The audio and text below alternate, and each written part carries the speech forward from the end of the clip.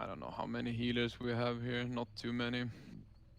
I mean, we're gonna start on the spider wing because the spider wing is supposed to be the easiest one. Just want to show you guys here these, I think they're called necrotic spider or necro spider or something, the big green ones. Where poison cleansing is it's going to have to go down very fast on this one. This is just from a private server, but these guys have no world buffs and not the buff from the PTR, so these spiders have a charge. You can see everyone gets the poison if you check group 8 and 7. They don't dispel the priests in time. Let's see the next one.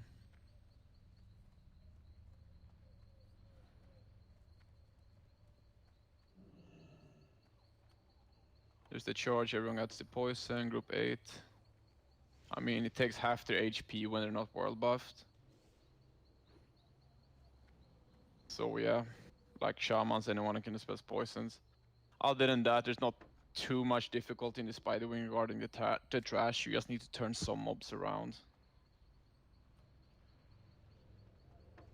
Here's another guild. This is from the PTR. These guys have a couple of world buffs and then they have the PTR buff. Gonna jump.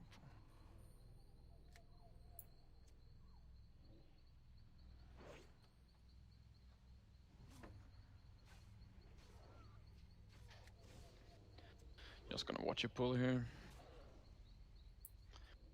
Because the first pull they do here is a miss pull. They want to pull all the small ones. And if, yeah, one is too fast. So we post the pack. The small one is over there. It's gonna chain in the other pack.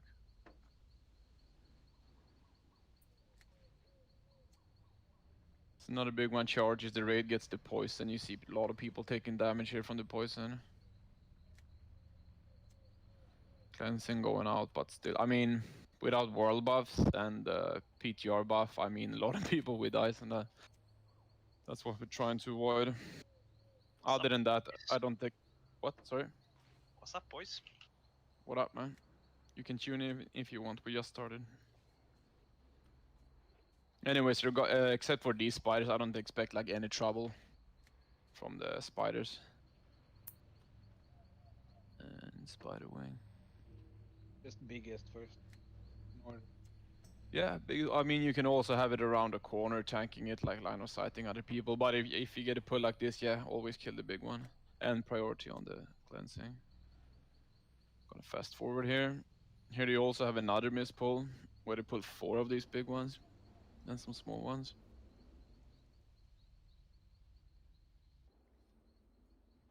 Also to note here, Dragon pet pulls are very effective here in the spider wing. Because some of the trash mobs they can like pull you in, drag you around corners and stuff, lock you down. Cool. Yeah. Here they fight for some poison goes out here. See in the raid frames. What, sorry? They seem to die pretty quickly. Yeah, also note that everyone has like 100% damage buff also. From the Nax buff, because Blizzard, they only want to try out like the encounters, the mechanics. They don't want people wiping over and over again. Here's the trash before going with the Ferlina. This trash can be really nasty, especially if you for whatever reason lost your world buffs and everything. The guys in the black robes, they have like a small knockback shadow damage. The guys in the red robes, they have a Shadow Bolt Volley and Arcane Explosion. So the annoying thing here is that if healers stay too close when we pull these guys in, they're gonna get knocked back from the guys in the black robes, so you can't be able to heal. So you need to keep your distance. We're gonna use some potions for this. Because they do a lot of AoE damage, these guys. I'm gonna see the pull here. We are recording this, right? Yep. Perfect.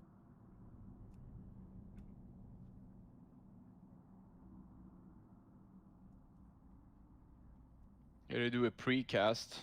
They have warlocks and mages targeting one of the guys in the red robes first, so you can just kill 1 or 2 straight up. Then you can see the raid frames here, lots of AoE damage. Going out. Shadow bolts, volleys from everywhere. Arcane Explosion and the knockback, so healers, yeah, you're gonna get interrupted. And even with all the buffs they have here, also they mispulled another pack, but I mean, without the Nax buff, and yeah, all the world buffs, it's an insta wipe here.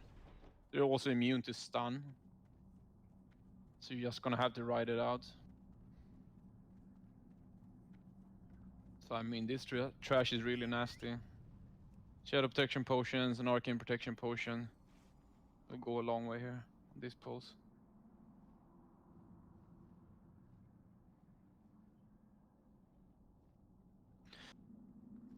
That's about the only like dangerous things in the spider wing, basically. Gonna go back now. We're gonna watch them fight the first boss on Ubrakan. In my opinion, this is a pretty simple fight. He doesn't hit too hard. There's only 2 adds here. And also on the PTR, I need to add that most of these encounters are a bit bugged. The mechanics doesn't work, and so on. But if you watch the previous video that we linked yesterday, you know, about the tactics, it's basically the same. These guys are just stacking on the right side instead of the left side. Here, off tanks, melee, you pop faps here, because the ads can do...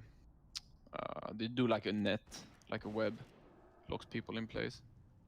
They also have a cleave, so you need to turn them around, so we don't want our tanks or DPS to, yeah, not be able to move. This is the main tank he's watching over there. Now when the ads die, they're supposed to spawn corpse scarabs, like 10 small ads each. The mages will handle those and they kind of range DPS. He only has 1.6 million health.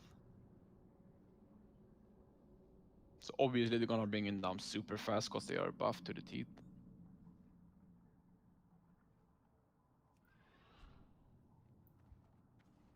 There's the spikes. I mean, the main tanks take this one 2 times, but they can go for like anyone in the raid, basically. Here it tells them to slow DPS, because with the amount of DPS they have, they won't see any mechanics. So now they need to wait a bit here. I don't know how bugged these bosses will be when they actually release snacks. I don't think everything will be fixed, but... And his deadly boss mode's not working. We're gonna have timers for everything here. I mean, just DPS as usual. They're waiting for the second phase when he does the... Okay, the parasite thing. Speed potion, get out of range. The raids needs to move over now to keep a safe distance from the boss. There's no DPS. And while he goes into the second phase here, pops up another, yeah, Crypt Fiend over there in the background. Which the raid kills, and everyone just wait for this to be over. It's half a lap. And we're just gonna continue the fight over here. Boss here on this guy hits for like 13 to 1600, 1700. It's not too much. Note also the main tank has 13k with all the buffs he has, so... Alright, looks pretty simple, right? Any questions? No, but I want to say hello. Oh, hey, Hi, Monkey.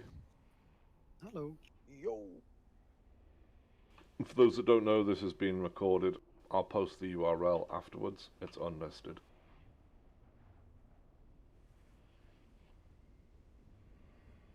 Dragonfy's guy. It was requested by Nona, so... Alright, Monkey, since at least you're here, I'm gonna show you some of the trash in the spider wing. I mean, you have to play by the mechanics here, some fights. Because some of the trash can be really deadly, and you can easily wipe here if you don't get the spells and so on. Just gonna show you it's a mispull here in the beginning. They wanna pull the small ones, but yeah, one is way ahead of the others, so they get the other pack as well. Yeah, that's unfortunate. You need to be careful for that. Yeah. Also, there's like... Okay, I'm gonna pause here. I'm gonna play it back a bit. Because there's the web spinners, like brownish spiders coming in here. Those need to be tanked and faced away from the raid, because they have like a cone, like a web spray in front of them, so every off tank just pulls them out to the sides. And there's the dread creepers, the purple ones. You want to try to keep those away from the raid, because they do a curse on everyone that reduces healing by 50%. But the main guy is the big spider here. He has a charge, and you see the raid frames to put a poison on the whole raid, which just keeps chunking them. So you need insta-dispels here from anyone who can dispel poison. That's also why you're bringing elixir of poison resistance here. So you can dispel this for yourselves if you, for whatever reason, the shaman, I don't know, is disconnected or, you know, not playing as he should, you know. You need to be able to cleanse this poison for yourself, or you will be dead in like 2 or 3 ticks. So yeah.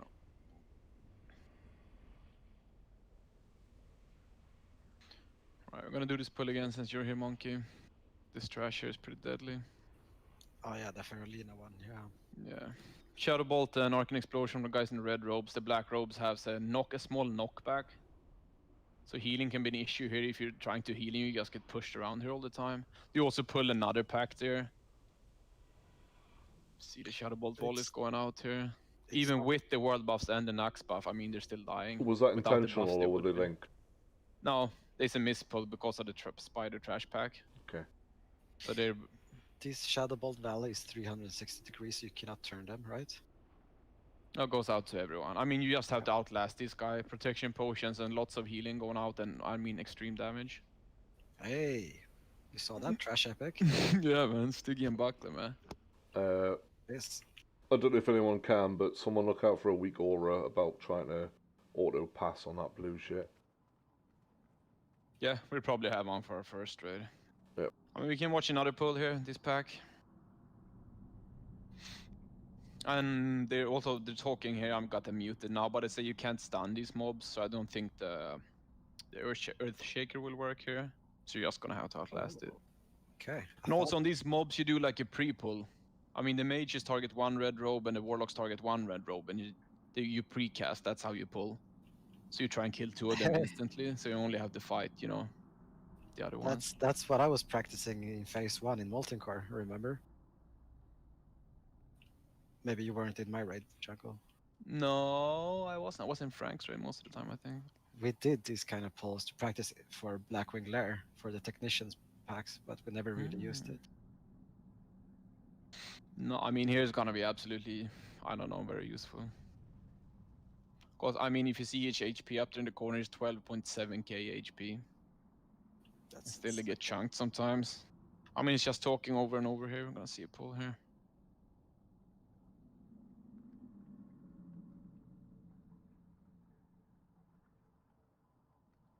You already watched the first boss. I mean, the first boss is like super easy. Anyways, not too much needs to be said about that one. Yeah, I've seen all of the tactics. All from right, all of this, perfect. so Yeah. it's fine.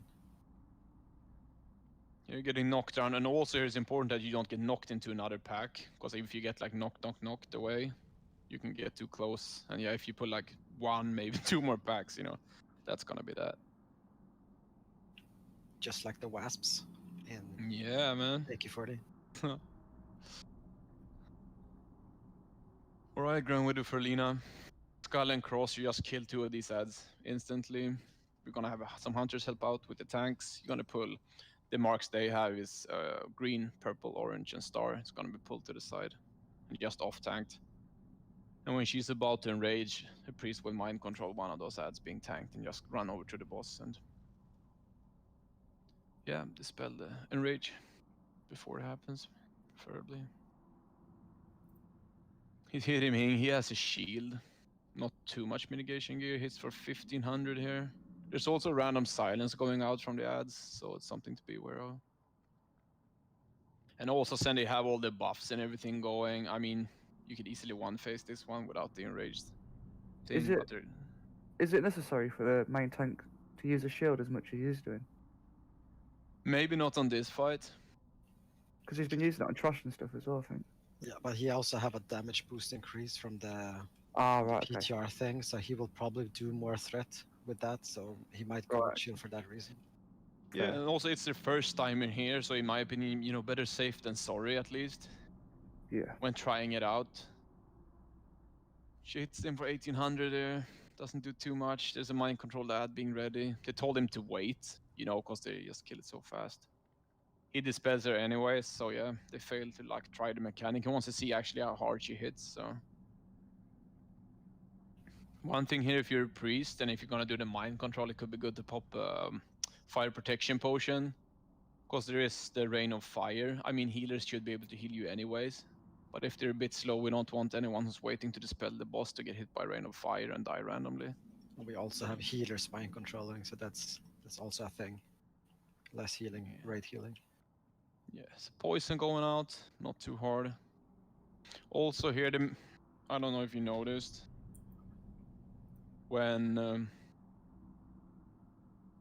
now when he's gonna use the worshipper and kill all, dispel the boss, the main tank is also gonna get a debuff, a magic, 29 seconds left. If that one ticks to 0, you're gonna die, because you're also gonna get sacrificed. So if there's a lot of melee, which you're gonna be when we're killing this and dispelling her, priest needs to be super fast with the dispels.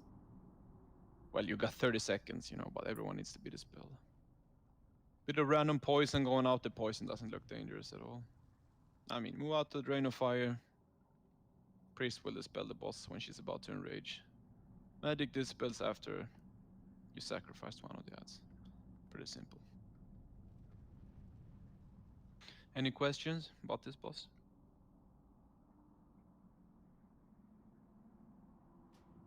Oatish. Yeah, some splinters. About the trash pack, you mentioned the shield. Do all the tanks have engineering? That engineering shield from Molten Core? Guess that's really good for threat in bigger packs, because it will do AoE damage if you get a block. It's a really nice shield, actually. Yeah, I have Don't 2 know of if them. we use I'm it not as- sure if we have more. Do Frank have one? Oh, I think he has. Just needs to bring it.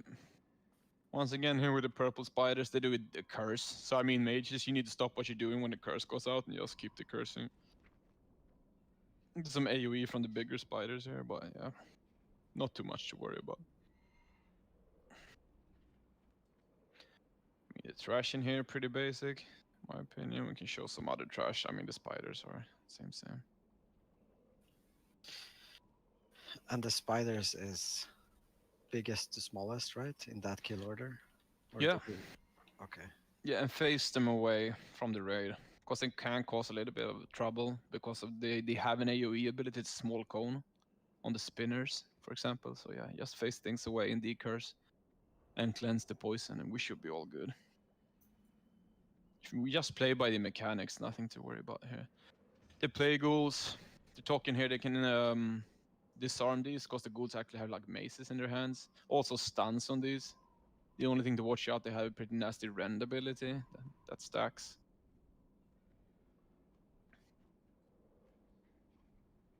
Some acolytes here, they have Shadowbolt, Volley, Arcane Explosion. I mean, it's only 2 of them. They die so fast. I mean, even without the buffs here, these guys will die super fast.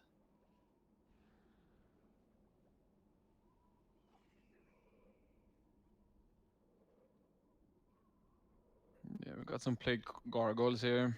The thing with these mobs is that they put like a 30-second debuff on you, which stacks, and it's a poison. So you can't pull too many of these at once, and you don't want to pull the next pack before you've lost the debuff. You can easily wipe here, so much raid damage. It's gonna go out 1 now. Boom, everyone gets hit, get 2 stacks. You can resist this also, but yeah. It doesn't show too much in the raid frames here. Okay, there you go again, 2 and 4 stacks. You can kind of gauge the damage. Everyone has a lot more HP than what we will have even with world buffs, but still.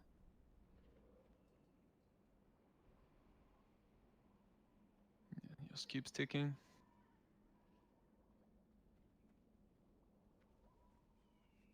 So yeah, chain pulling these, yeah, not good.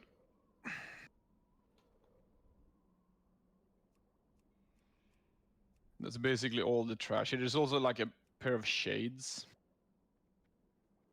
that you also can stun with trash, like a Shadowbolt volley or something. But yeah, like I said, I don't expect too much trouble in the Spider Wing. Can watch these gargoyles go down.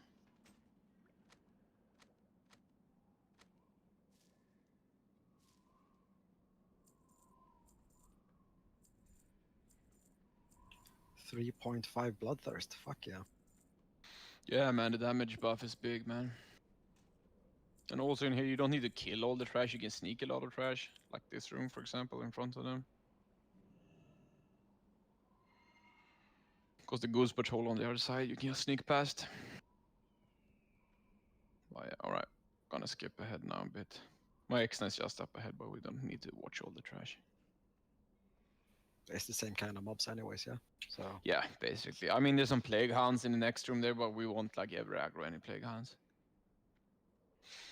And here he's swapping out to mitigation gear. The fattest pieces he has.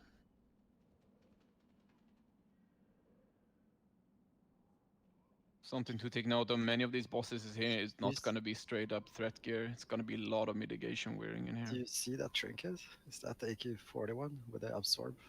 Yeah. It's for the web spin or what is it? Web whatever it's called. Yeah. He's also talking here about the because periodically 3 to 5 people will get put into webs and like flown up to like the edges of the room. We will have different people in different zones because it can be like almost all over the room here against the back wall. So you need to have people spread out a little bit with focus on the webs when that happens. I mean, if you watch the Maexna fight, you already know what's going down. There's supposed to be ads. I mean, the PTR seems a bit broken, so they will have like, I think they have ads once, maybe web once, and one like web spray thing when everyone gets locked down. It's gonna be talking a lot here, so I'm gonna fast forward to the pool.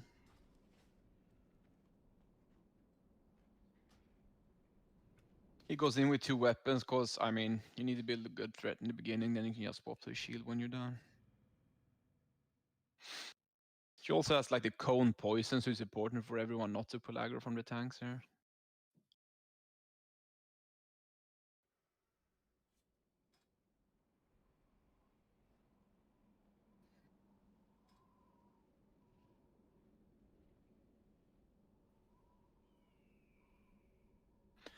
She has 1.5 million health.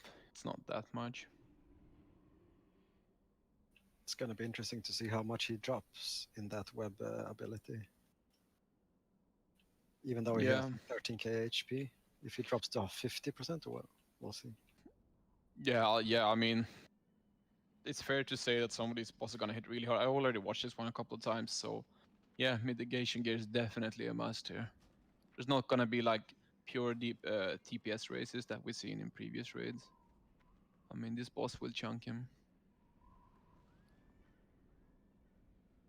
Checking out the aggro range here, can get pretty close. Also, yeah, you need the bullet's poison up on the main tank at all times because of the healing debuff poison. He doesn't have any timers, his deadly bod mod doesn't work. There's another guy talking in the background a little bit. Yeah, about the ads and everything, web spray. And also with the buffs they have, you know, they do so much damage. It's like, if they just went on, they would just kill her without any mechanics, but they're holding back a bit. Also, the main thing, you don't want enrage to happen when the stunning web goes out for 8 seconds. We need to time this one. Okay, everyone's webbed here. 1300, 1800, 1800, 1900. Takes damage. 14. Okay, they're gonna get to 30%. Then she enrages and she's gonna hit a lot harder. 3k. 1700. 2.7.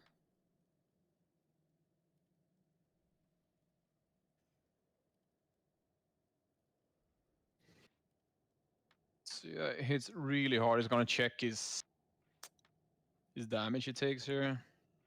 I mean, she hits him for a normal melee hit for 4.1k with the block up. I mean, if she crits, she can most likely one-shot you. Or if she gets like 2 crushings in a row because she hits so hard. So definitely mitigation gear on this fight. And also timing so you don't get stunned in the middle of her enrage phase, because then the main tank's gonna die. Any questions other than that?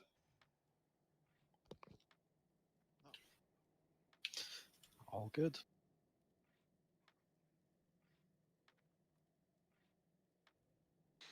Yeah, it looks pretty basic.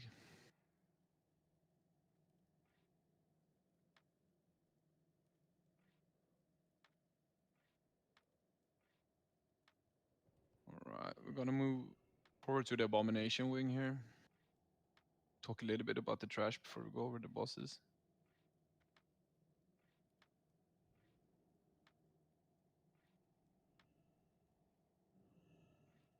These Abominations here in the first room, they have a War Stomp and a Cleave and a AoE Cleave around them, so these guys need to be spread out. It hits for about 2k, the Cleaves. I mean, if you stack all this, the melee can get like one shot from like 8k AoE Cleave. Also, I like a Poison Cloud around them. So yeah, I mean, just spread these out. There's a stun. I mean, it's like the Draconoids or whatever they're called in BWL. They have like a War Stomp thing. You can do basically Cleave, but this it's an AoE Cleave.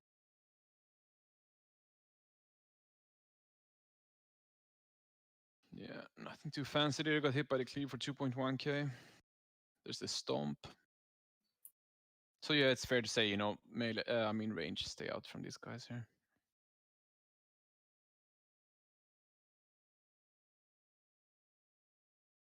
The aggro range of these mobs are not too high. He gets pretty close before he attacks. This is a Retcher, Bile Retcher. Here we need to interrupt their cast. They have a cast.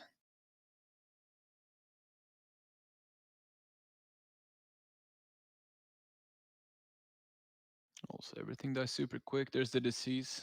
And there's the AoE knock up in the air. Does AoE to everything around him, so I mean, if you're not melee, stay out. These blobs in the middle here have a huge aggro range. He just show his face there and there they come.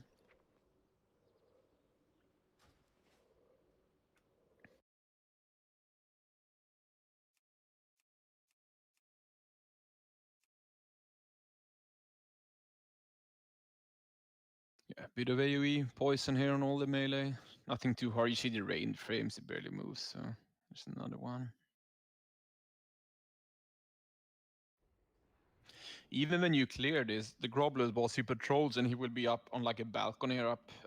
Yeah, he's looking now up there. So these blobs will come again when the boss go upstairs, stays for a few minutes, then he puts them out again. Something to be aware of.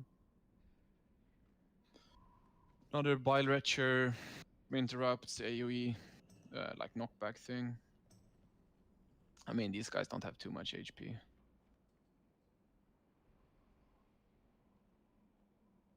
Again, like the guys in the first room, the 4-pack. Lots of these against the walls here. Nothing really too fancy here. I don't expect too much trouble from these guys here. Right, they cleared out this room. These blobs here has a big aggro range. And here's a melee. We need a range to take down these. This is caster's job. Take them out.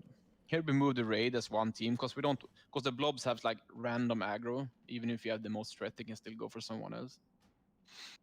So you need to move as a team. That's our weakness. Yeah, man. That's And they our got the sewage weakness. slime from Grobulus. Put these down. But the smaller slimes in the background, you know, you need to move as a team here to avoid them from spreading out. Because if they get close to melee, they will like two-shot you.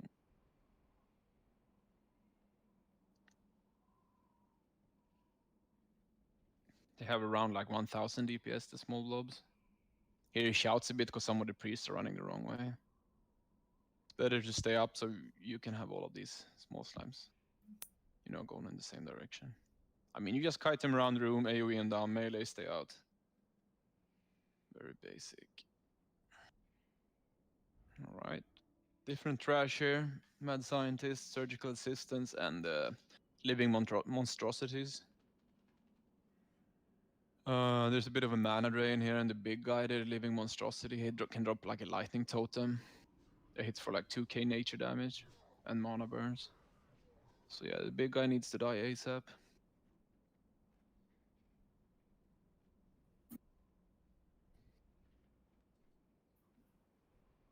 Right, there's the pull. You see the raid frames, not too much damage going out. Bit of mind flay action. The living monstrosity dies like ASAP.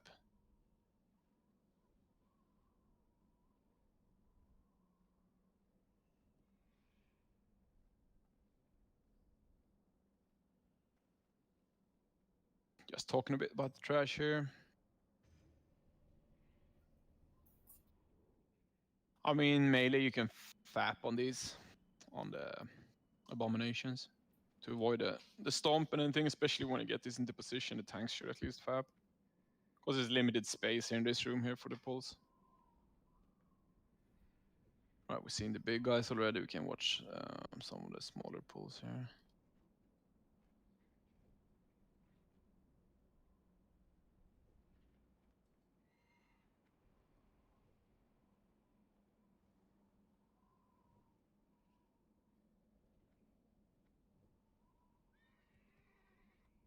They're immune to stun also, you can't use like grenades and stuff, but you can throw like dense dynamite and stuff here. Get some extra damage, or some, Stratum Holy Water. There's a Fear as well. There's the Lightning Totem. Only has like 2 or 3k HP.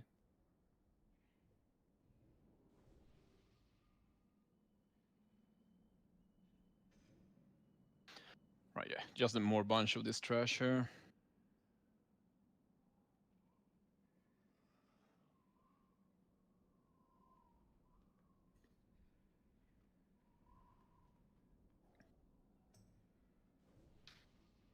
Yeah, the boss. Here's full mitigation gear for all the off tanks and the main tank here. Like proper. I think the off tanks get hit for like 7k even in full mitigation gear. So you need big HP pool as well. Just talking a bunch here.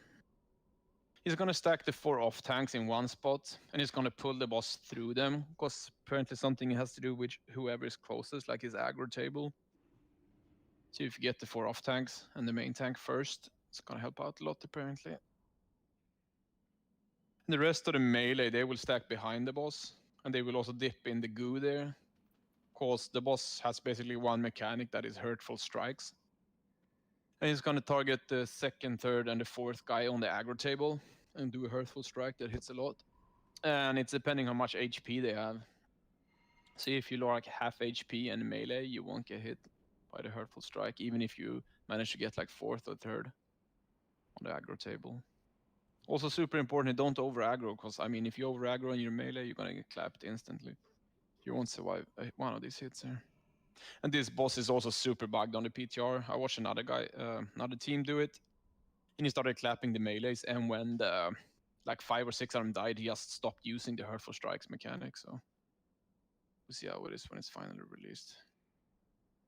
Okay, boss is incoming. He's stacking all the off tanks here on top of each other. See low aggro range here. You want him close to the goo, because all the melee wants to go in the goo to avoid getting the hurtful strike. About 4 million health, so you don't want people dying. Off tanks stay, and there we go. He hits for 2k, now they're 4.6k. 2k. I mean, if you look at his HP, I'm gonna go back a few seconds here. Even with 13k HP, as soon as he starts tanking, I mean, it goes pretty fast down. I mean, if we wiped here, it's gonna be an issue. I mean, healing here is the key. You only heal the main tank and the off tanks. That's everything you do.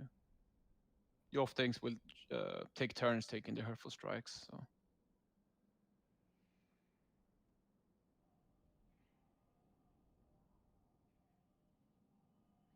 What's the clouds at the bottom of him coming away? Is that some sort of AoE damage? The what clouds? Sorry? The little white clouds that are like going away from him. Looks like dust. Yeah, it looks like dust. Isn't it Thunder Fury? Procs? No, No. maybe it's from the boss. Yeah, like when Moru, whatever, in AQ does the sweep. It looks like he's farting. Yeah, I mean, the only mechanic here is the hurtful strikes. I mean, he has an enrage when hits 5%, but then the fight's basically over just anyway. his animation. Yeah, it must be. Yeah. It looks like it's like a stomp or whatever. Yeah. Probably just animation. Cool. Yeah, like we said, it only main tank healing, off tank healing, and maybe some like druid hots on the warlocks if they life tab. The melee is dipping in the goo to avoid getting the hurtful strikes. I mean, this guy hits really hard. I mean, if the off tanks start dying, then the melee gonna start dying, and then we won't have enough DPS, you know, and then it's a wipe. It's another guy main tanking now. I see.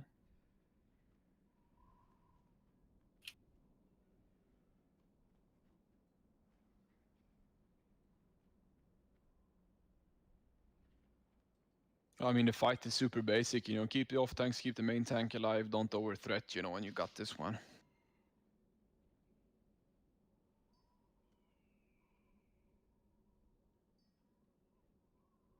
It doesn't look super hard though. Tank and spank. Yeah, that's basically it. I mean, if the tanks stay alive, you know, it's easy. There's the enrage. I mean, if you have a defensive cooldown, you see, took like half HP on the tank there with one hit, basically. So I mean, some defensive cooldowns and you're good. All right, we're gonna move forward here a bit. Okay, in this video, he's gonna be AFK. He needs to do something, so we won't show the Grobulus fight. All right, we need to find this one.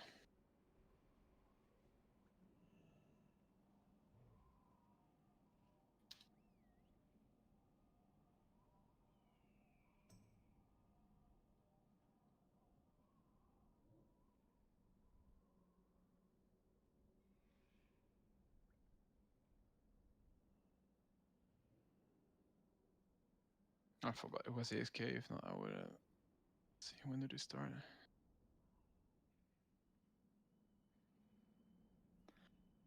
Basically, you clear all the trash in here. The main tank picks up Grobulus, and you start just moving him on the outskirts of the wall. When he puts down a cloud behind him, you just move him a bit further.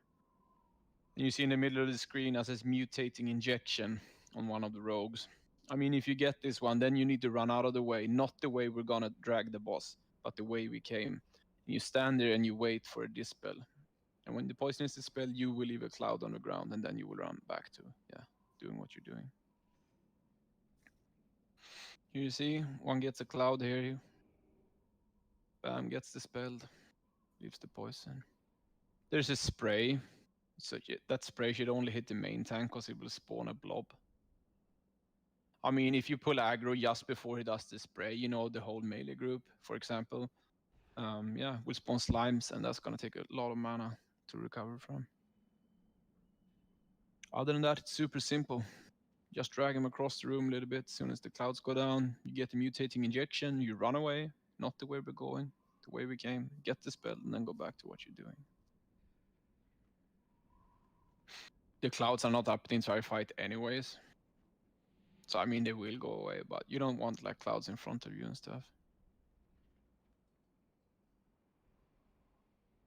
Doesn't seem to hit too hard.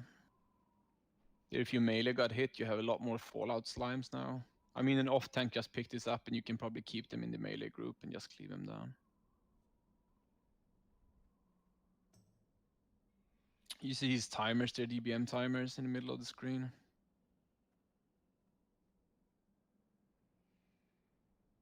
Let's see if we get some more. Yeah, mutating injection, like what, every 25 seconds or something? 30?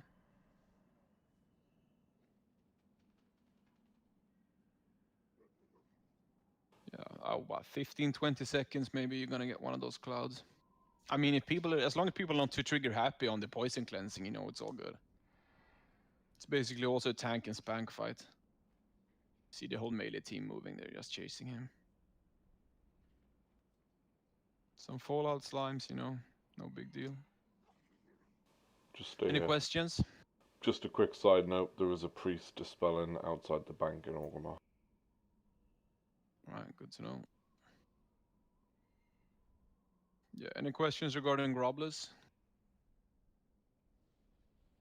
Seems pretty easy, right? Do you know the duration of those AoE fart puddles? I think it's like almost a minute. Okay. Right. Yeah, this blob hits you for like 60k. So he won't survive a hit. These guys. Do you hear like that, I said, this Andro? guy's gonna... Yeah. This guy's gonna AFK now, the entire thing, until they go for a glute. We're gonna watch this once from like a tank perspective. Running through the pipe. I mean, don't fall down there in the holding pipe. As soon as they go down, boss gonna aggro. 1.6 million health.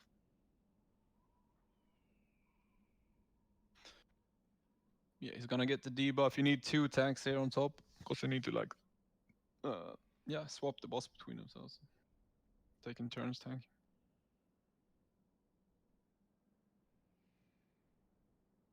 Drag him all the way down in the corner.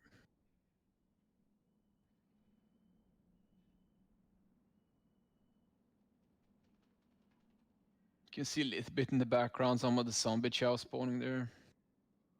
Gonna have people down there like mages. I'm gonna be there with my piercing howl, helping out, slowing them down. There's the fear on the melee.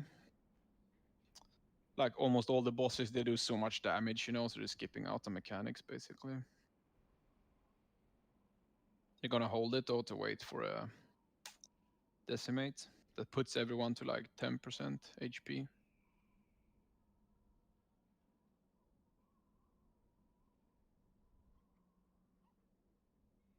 Hunters will try and help out with slowing mobs, but their main aim on this boss is Trank, I think. Yeah, Trank shot. We don't want tanks to die. I mean, it doesn't hit too hard. It hits somewhat fast, but not too much. Yeah. And also, even when decimate hits, everyone's gonna be at 10% HP. Some of you guys want to go and like drop sappers on the zombie chow with small ads in the background. I mean, at least use like a small bandage or make sure you get the heal, because I mean, you can kill yourself out with the sapper when you're in 10% HP. Just be aware of that, so you don't kill yourself instantly with your sappers. Make sure you get a heal or two first. I mean, with all the buffs they have, it looks super easy. They're even waiting, yeah, for the decimate, you know. There's the decimate. He ended up on 1200 HP there. So, I mean, mega fast heals, lots of hots on the tank before this one happens. Yeah, he dies anyways. Off tank goes in. See in the background, try and kill off all the zombie chow there. Do a fairly good job.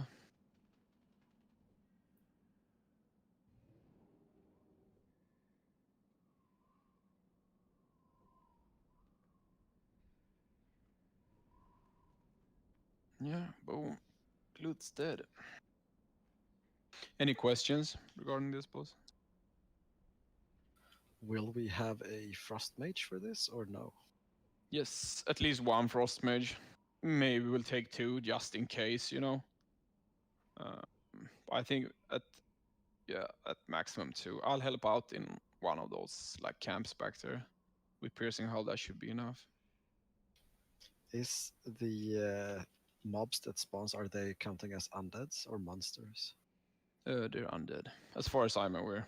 Because after the decimate, it might be smarter to use the unholy water than sappers, maybe. Yeah, definitely. I mean, we don't want people, you know, killing themselves with the sappers. And also, there's no threat when he has used decimate. So yeah, they will just move towards the boss. If they come close to the boss, he will eat them and gain 5% HP per zombie eaten. So yeah, just get the ads down, you know, then continue with the boss, continue the kiting. All right. Thaddeus versus Fugan and Stalag. Healers and melee DPS on this side, you know, casters and healers on the other side of the tank. This guy has a lightning shield, I mean, doesn't do too much damage. And there's like the thunderclap thing or the warstorm thing. Also, both of these guys have a small knockback. So yeah, if you're tanking, don't get knocked off the ledge there. And you'll be positioned around this area here, not like against the wall. You see the off tank is in here tanking. And that's not ideal, and you will see very soon why.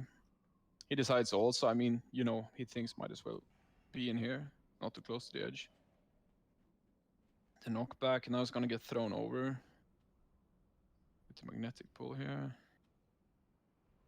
Bam, and he hits the roof there, those small things above the ramp, so you get knocked down in the... So yeah, he goes in the slime. Here comes Fugan. He's too far away from the...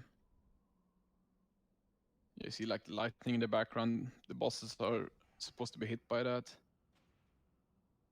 Since he's not in position, a whole raid is gonna get that lightning on them instead. So yeah, everyone starts dying.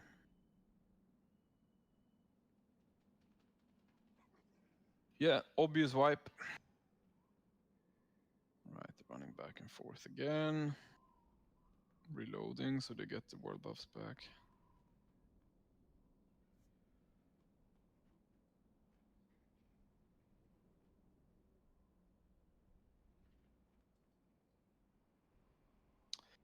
Right, another try. Same thing, but standing in the right position this time. I mean, these ads look super easy. And I also think they need to die at the same time. I think you have like 8 seconds, so it's a lot of time. Basically, but yeah, they need to die at the same time, don't overdo it on one side. Other than that, super basic.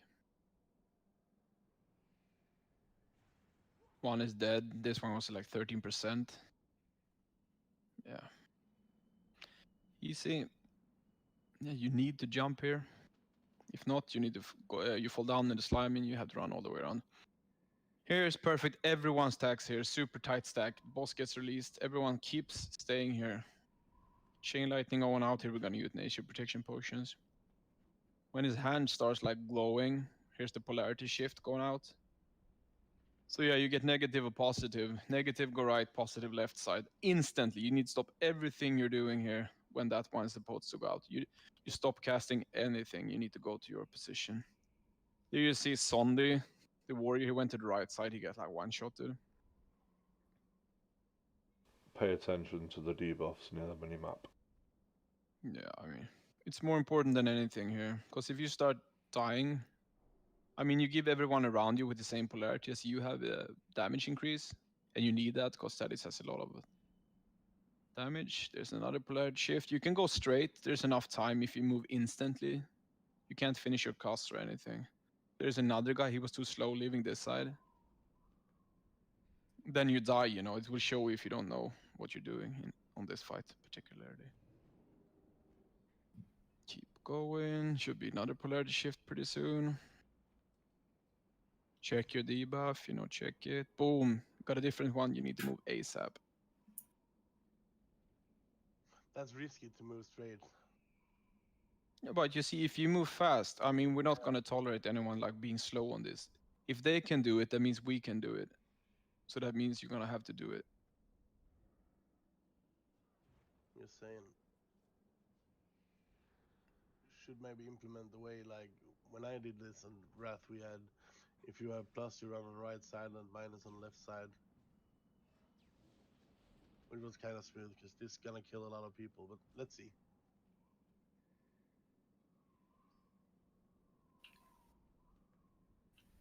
This is also a fight where the fetish of the Sand Reaver is a freaking good item. Linking in guild chat. Since the damage increase, especially for fire mages, this one is really, really big on this boss particularly. Yeah, another polarity shift. Yeah, still you can get the same one again, obviously. Yeah, I got negative, so it just stays here. So only if you get a different one, you need to swap. There's also a lot of chain lightning goes out and it claps the tank pretty hard and pretty fast sometimes. One thing here is, I mean, if all the healers unfortunately gonna have to move, the main tank might need to pop, some defensive cooldowns and whatnot. Because, I mean, moving has priority over everything you do here. Because, I mean, you can't do any DPS or healing if you die, If you just say, oh, I need to stay and get a heal out, and then you die, then there won't be any more healing from you, so. You need to move and trust the rest of the guild, that they got everything under control. As the boss dies, you all spread out. Of course, you still have the debuff, if you start running up to the boss, yeah. You're gonna kill a lot of people. And you stay spread out, because some people got the debuff a little bit different than you. So even if you see the duration of the timer, when yours is out, some guys around you can have like 1 second left, and then they will start doing damage to you because you don't have a debuff, so you can easily kill people here. We'll see it as this one goes down to 0. He wants to try it out, so yeah.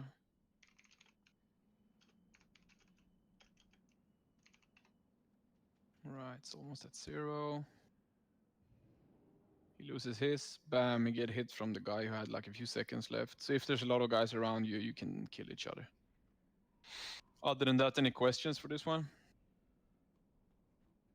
Maybe not a question, but I saw one video when you are combat racing someone, that you need to race him on the middle because he got this polarity as well, and he can wipe the right side or left side if he got another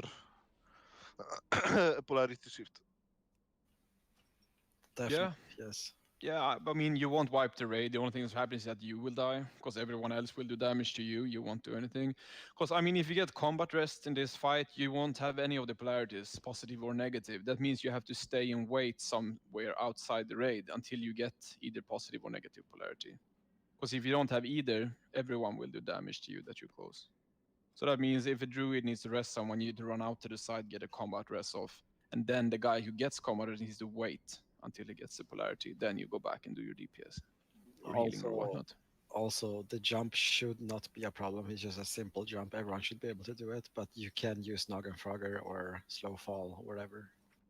Should not be necessary, but you know. Yeah, I mean, if you're unsure, you don't use anything you can, to make it good. One thing to take away from this fight is also a little bit in the beginning here when they jump.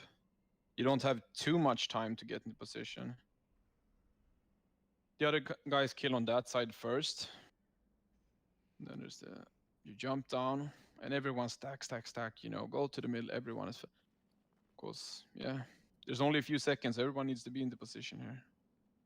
Yeah, and then the fight is on, then you wait for your polarities, pop a nature protection potion here, get to your, respective sides, and then you keep alternating depending on what polarity you have. I mean, looks pretty basic to me, as long as you move, You see people get one shot, if you're on the wrong side, you're just gonna die, so. Don't be too stressed out about this, just check your debuffs. And, focus on which side you should be on.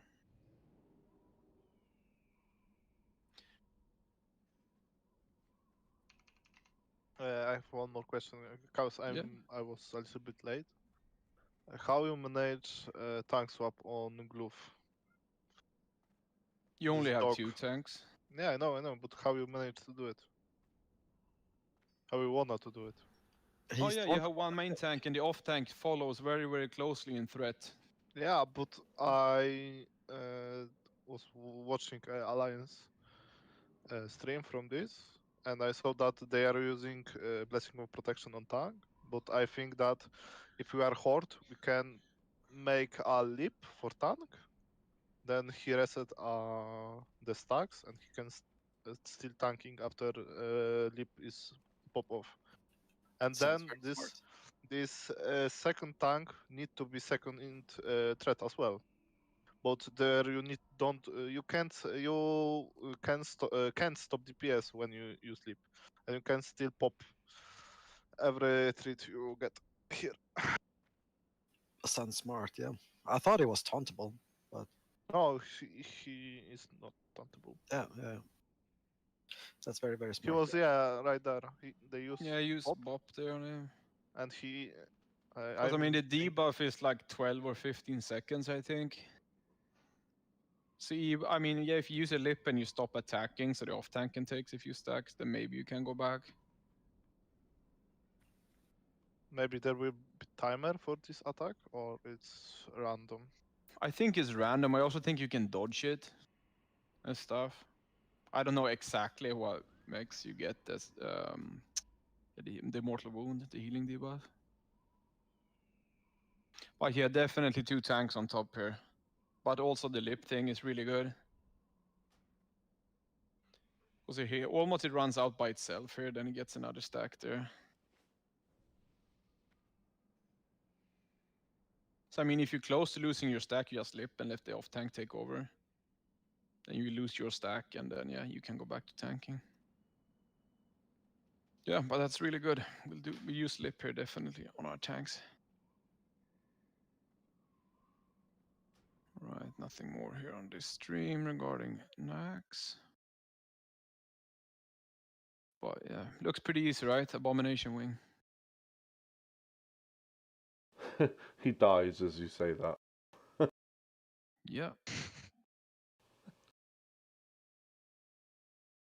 Yeah, I don't know what the healers were doing. All right, let's go. Plague Wing then. What? Oh, yes, it's these guys talking. Right. Right, here's some of the trash. He's trying to explain a solo duo farm here. It's basically the warrior puts piercing howl and then warlocks keeps dotting all the ads. So the warlock has aggro and the warrior just keeps hitting, you know, getting a bit of rage and slowing them down. You just kite them around here in the starting area. They're gonna fail a couple of times. I mean, it's nothing we need to watch here. The ghouls, meh, doesn't seem to hit hard at all. The gargoyle patrol there. So it's him. You can reset him by running out here. He won't follow. If for whatever reason we do some mispulls up there.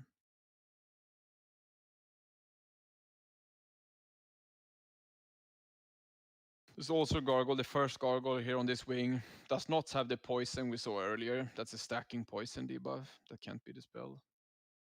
First one's pretty chill. Stone form at 30%. You need to kill him. If not, it's gonna regain full health.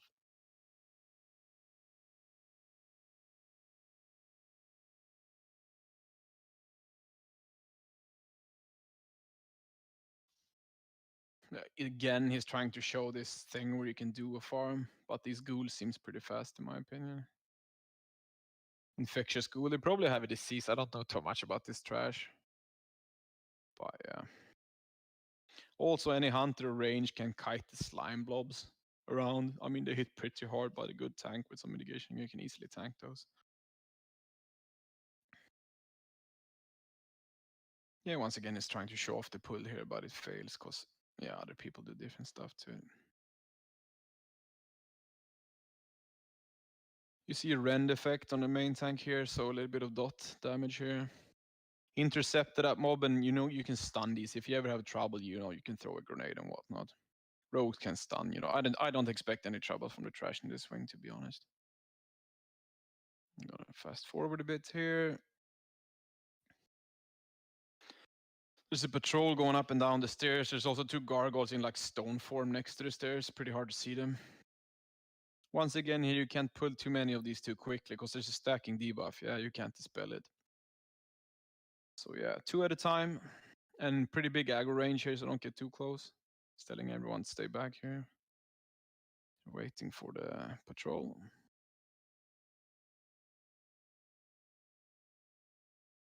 There's the patrol.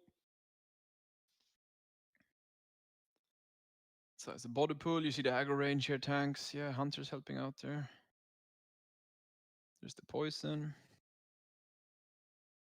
He resisted a bit of the poison, so yeah, you can resist the whole debuff also, the whole the attack. So yeah, it's possible. I mean, you only have one stack. It's not too big of a deal here. They decide to go anyways. I mean, it's no point in waiting really. Here you go. You focus one. Off tank takes the other one. Everyone gets hit.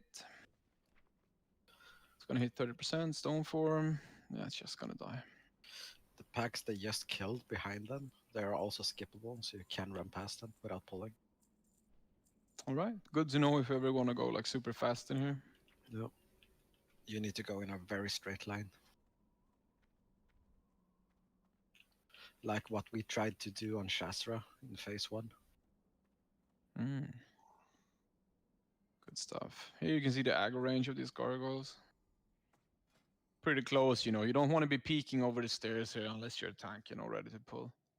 So just hang back, you know. Fighting down the stairs, I mean, no big deal. The poison debuff, it's only gargoyles.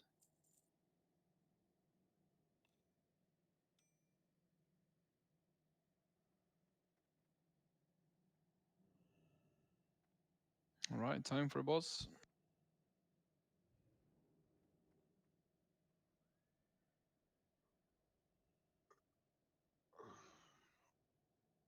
Yeah, we'll have 3 off tanks, you know, in each of the spawning zones here. The main thing here on this mechanic is that he resets aggro. Sometimes he just does a mage blink. So basically like 3 to 5 seconds before the blink, every caster stops the DPS and starts turning towards the ads. I mean, during all of this, every DPS will be on the boss. And the off tanks will just keep tanking the skeletons. And 5 seconds before he uses his blink, you don't want any casts to go off in the air, so you pull aggro and have the boss running around too much. So that means all the casters will just turn around and help the off tanks killing the adds. The melee can still stay on the boss. And you just stop just 1 second before the blink and let the off tank get him back. It's no big deal really.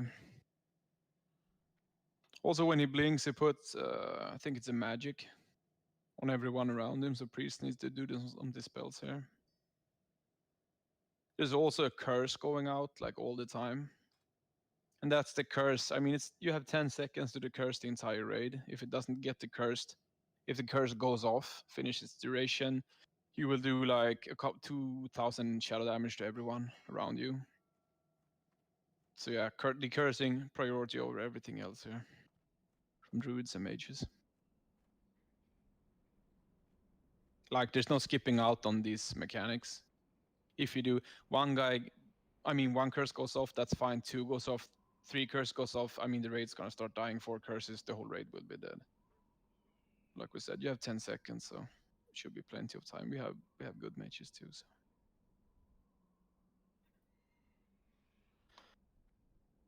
All right, we're gonna see the pull here. He's gonna be dual wielding here. I mean, the boss doesn't hit too hard, and also he's fighting everyone for threat. So threat here is gonna be big. Again, 1.6 million health.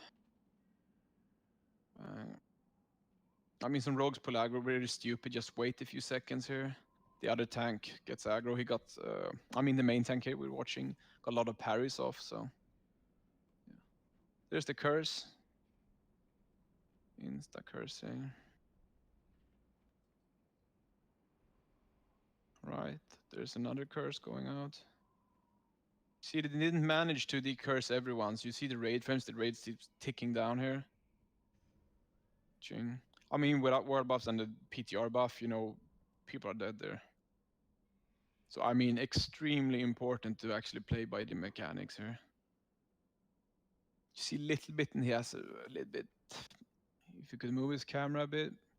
I mean, the off tanks are basically killing the skeletons by themselves, and also they have so much damage again, so they're skipping out the mechanics. So here they just wait. Wait for some of the mechanics. Spawns more skeletons. I mean, before the blink casters turn away, help out with the adds. The curse going out again. There's the blink, threat reset. Tanks need to pick him up. Decursing.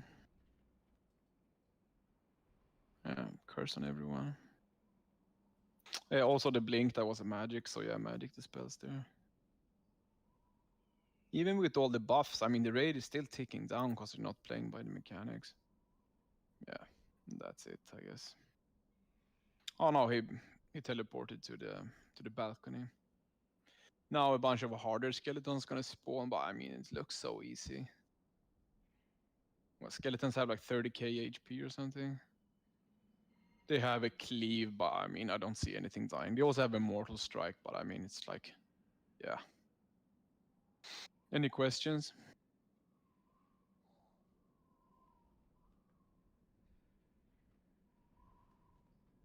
Yeah, I mean, Noth is, at least in my opinion, one of the easiest bosses in here.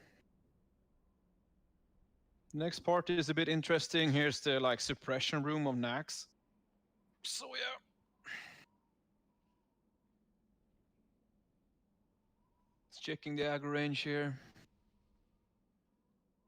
I mean, you have one off tank focusing on the grubs, the larvae. And you have like 2 or 3 tanks focusing on the bats. And you have 1 tank picking up the bigger adds. You'll see them coming in here soon.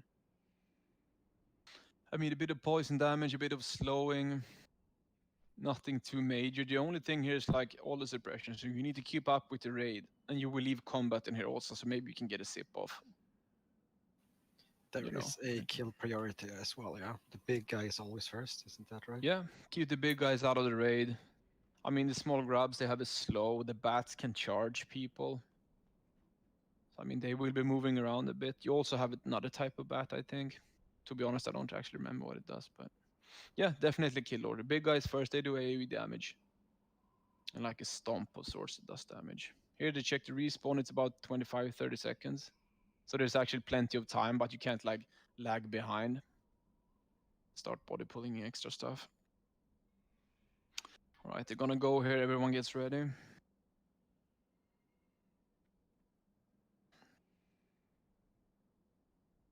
All right, they're pulling. Just talking a bit.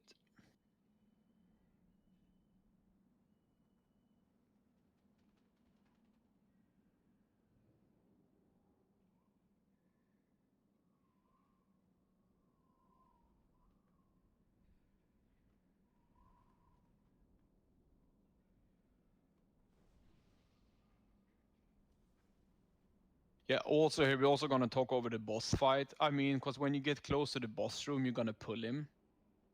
So you might have some ads with you going into the room. Just means finish off the ads, the main tank. Well, whoever tanks get aggro, tanks the boss and start moving in around according to the tactics. So there will be no time. You probably won't have full mana going into the next boss. And it's just something we're going to have to deal with. So it might seem a bit stressful, you know, in the beginning, but that's just the way it's how it's going to be. Here's the big guys, the plague beasts. Doesn't hit too hard, has an AoE poison, doesn't hit too hard either. Also very low health, like 50k. It's waiting for a mechanic here to hit him. But yeah, the raid catches up to him, he won't see it this time. Next plague beast is gonna catch it though. I mean, just follow, yeah, straight across the room, follow this wall here. There's a bit of patrol, sometimes you can sneak, sometimes you will pull aggro, just the way it is. Just expect some extra mobs coming here, you don't want to like stand still in here. Let's see the stomp here. There you see the raid. I'm gonna go back for that one. If you watch the raid frames here when the plague beasts come in. Alright, very soon. There's the stomp going out. I mean, it's nothing too major, but without world buffs in here, that's one's actually gonna hurt. So keep these big guys out. This corner here seems to be a bit sketchy here, where it's like every PTR group pulls extra trash they don't want. See another plague beast comes running in. I mean, you have 30 seconds to move, so. And also here, you know, you're not parse healing in here, you know. You're just mana efficient heals, because we're going into the boss as soon as we, you know. Yeah, round that corner. Here's the boss. Get pulls aggro. He's actually gonna reset here, so I think. Yeah, he's going back. So I mean, you can reset the boss, but he can go and clap like one of the healers, and you don't want to be standing in the suppression room starting to rest people up, pulling aggro all the time. Here to bring a bunch of trash with them. Just finish off the trash. Casters up on the platform. Tanking in position here. Looks a bit sketch, but yeah, they have no timers and stuff. There's the burst from the floor. You're just moving to where the last plague thing was. The stuff coming after the ground here. Phase 1, you have a lot of time, you know, like 8 or 10 seconds between each of these splashes. Here also, before we run into this room, you will pop a greater... You got a hit there, I don't know if you noticed. You see his damage on the right side of the character. Boom, 3.6, almost 3.7k. It hits for 4k. So, I mean, with the greater nature protection up, you can survive one of those blasts, and that will buy you, you know, another few seconds, you know, you can make up for that mistake, so that's pretty good. So definitely greater nature protection potions here, especially in the beginning, because not everyone knows where to stand at all the times. There's also disease going out for melee, which reduces your HP in half, so insta-dispel on the diseases here, especially on the tanks. Priority than the melee. If the boss is too close to the platform, he will mana drain. Well, if any caster, anyone with mana is too close to the boss, he will mana drain. Here they're waiting for phase 2, because they're killing him so fast, they just want to practice. There he teleports, and it always starts up here when you enter the room. I mean, 3 seconds when you're already over in the middle, bam, half the raid is dead. Bam. Another. Bam. More people dying. I mean, if you're not on top of this during the phase 2, the Hagen dance, they call it, you know. I mean, you're gonna die. You're definitely gonna die. So timing here is, key. There's also, he randomly teleports 3 players to the room to the right here. You need to run like a gauntlet. And if you watch this video, you can hear guys talking in the background and say those small grubs on the ground, they hit cloth for like 1 to 2k. So there's larva in that room and you don't get hit. And also when it transitions to this phase 2, if you're in the other room, you will get one-shotted. Because the plague from the ground goes up in that room and it will one-shot everyone. So we can't have people in that side room when we're going into phase 2. And phase 2 is on a timer, you can't push it or anything. So if that happens and you're in that room, you need to hurry up. I don't know if it's a bug, it might be. Here they decide to wipe because they obviously decide they need to practice because, I mean, 90% of the raid died to that stuff.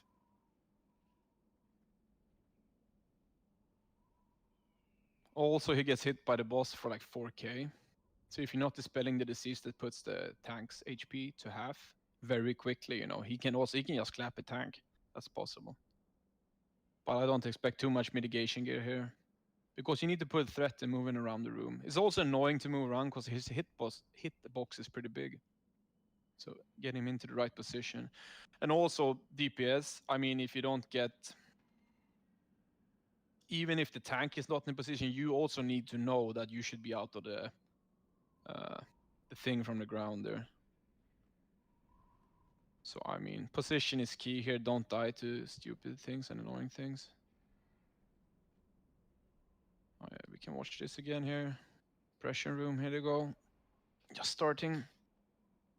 I mean, if you pull too much here, we'll just use sappers anyway, so just keep a nice speed here, keep going off tanks, tank as much as you can. Like, stick together, you know. Key. Right, Plague Beast coming in. I mean, keep it out of the raid. So, I mean, you want to stay close together, but when you have a Plague Beast, you need to spread out. That's, you know, sounds, yeah. Other than that, I don't see any troubles in here.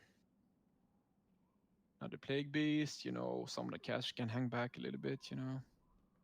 There are so many buffs here, so the mechanics, you know, doesn't really hurt. This corner again, expect some extra pulls here. Ads you might not want. They can sneak under the mushrooms here. I don't know if Thorns can go below those. We might need to go around. Last pull here in the corner. Getting more ads. There are also patrols. The Plague Beasts, you know, when they get close, they have big aggro range. Frenzied Bat, Plague Bats. Yeah, the raid frames.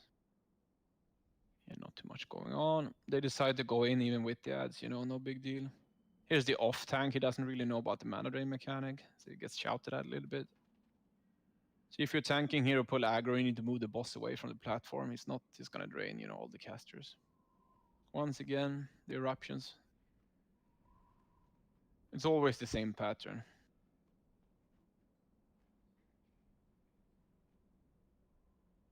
Like, I mean, we want good DPS here, but always priority is to move.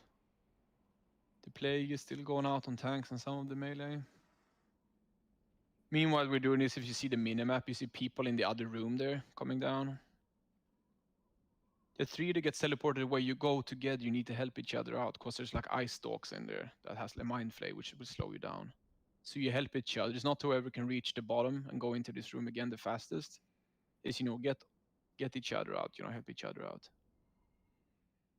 The mobs in there do not have too much HP and low aggro range, but even if you have cloth, you know, you're gonna hit for 1 to 2k.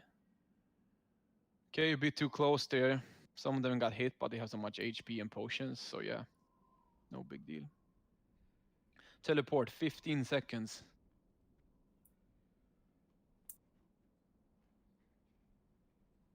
Okay, very soon, very soon. Right, should be over now. Yeah, teleport. You shouldn't even move to the third zone here. Like, instantly you need to go down. You have 3 seconds between each bird. Bam, dead. 3 seconds. 1, 2, bam. 1, 2, 3, bam. 1, 2, 3, bam. And back again. You don't want to overdo it either. You don't want to root too far in the end zones because you need to go all the way back. Bam. So you need to learn these cracks in the floor where to stand and everything. Yeah, I mean, if you master this, you know, the fight is pretty easy. But still, I mean, without your nature protection potion, you can't fuck up. You know, you get one-shotted from this basically, during phase 2. So yeah, I mean it's individual here. All right. Back again. They ended up in the furthest away zone. You still need to drag him here to the start, because this is always the safe zone, the first area.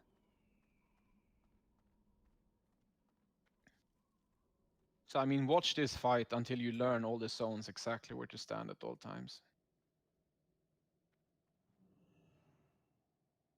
I mean, if you start losing DPS, you know it's gonna be an annoying fight.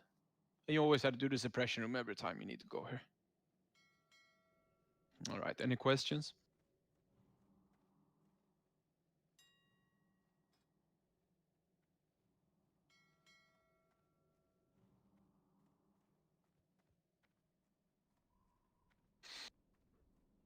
Yeah, it's a good example there. If you see from the where you get teleported to the room, 2 guys coming out there. I mean, he stops and heal even though the plague burst from the ground is about to hit. I mean, yeah, you're too slow, you know, you're gonna get clapped. I mean, healing is a good thing, but you need to survive first. Like again, so many buffs, you know, the boss is so low, so they managed to make it anyway. So, no question regarding this boss here?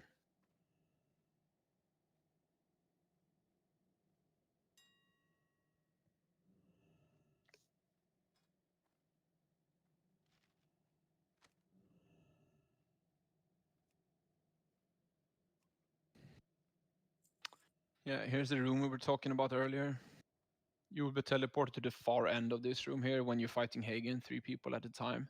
You need to run through this room zigzag, try not to pull too much aggro, and killing all the ice stalks that come out from these like pools here, the green slime pools.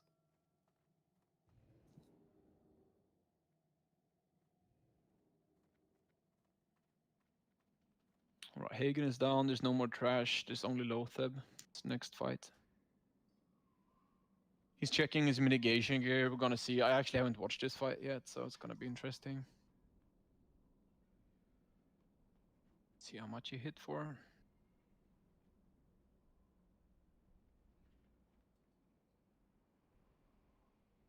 I think he needs more trinkets. Yeah, man. See how many he's got? They wipe on first attempt if you wanna know. Right, good to know. I'm gonna fast forward here, so we can get to try. That was a lot of talking. Yeah, I can see it's like 10, 20 minutes.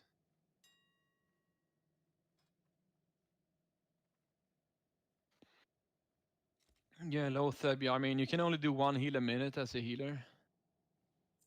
So you need to take turns healing the main tank. I mean, melee is gonna take a bit of damage because Lotheb has an aura around him, slow poison. Well, not a slow poison, a poison that doesn't hit for too much. So basically, if you get a little bit lower, you can just move out as a melee and just start bandaging yourself. Because don't expect the healers to heal you. Maybe a few chain heals will go off, but that's about it. So you need to keep yourself alive here. And also periodically during this fight, a spore will spawn in the room, floating around. We're gonna design some teams. You can be 5 at a time grabbing these spores. So you know, like 5 warriors, 5 mages or something. The main thing as DPS, you need to be very fast, you know, to grab those spores because it dies super quick. You run up to the spore, you stand there, and then you kill it where you're very close to it, and you will get a very good debuff. Also here, the tank's gonna be wearing mitigation gear for this one. So whatever you do not over aggro. But while you have that spore buff on you, you will cause no threat. So yeah. Healing set is king on this one. Yeah, definitely. All warriors, you know, get your diamond flask set for this one. 5.3 million health. It's a poison on the main tank here. He gets clapped for 1500, 1700, 14, 17. Yeah, you see the aura tick from time to time. You see now he actually has a deadly boss mod timer. Inevitable doom. It's also mechanic. After 2 minutes, he starts doing this debuff. And when you get that one on you, it's 10 seconds, then you're gonna take like 2,200 shadow damage. You also see the timer for the spores coming up. That's why we also use shadow protection potions here. Summon spore, there's a spore, some DPS running off to the right to take it. I mean, you need to be fast, you know, if you're in line for the spore and you're like lagging behind, the rest of the 4 guys not gonna wait for you. I mean, timing is key here. He has a lot of HP. I mean, this fight looks trivial now where they have all the damage debuffs and so on. But still, even with that, you know, doesn't go down too fast.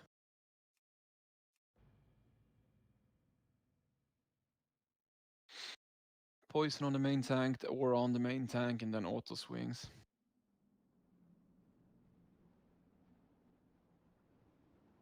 I mean, they lost their world buffs, but everyone still has the Nax buff, so they do a lot more damage.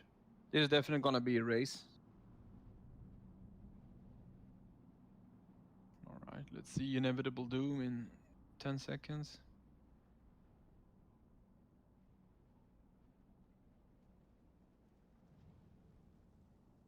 I mean, we're only gonna have one tank here, so everyone else is gonna be full DPS gear. If the main tank dies, that's gonna be it. Because we're gonna need the DPS. Inevitable Doom is out now, we can't do anything about it. 5 seconds, 4, watch the raise frame. 3, 2, 1. Boom. There's one.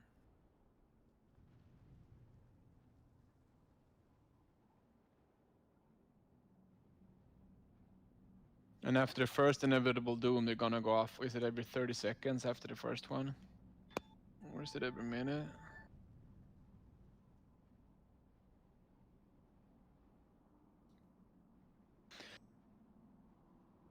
And remember, the healers can only use one heal every minute.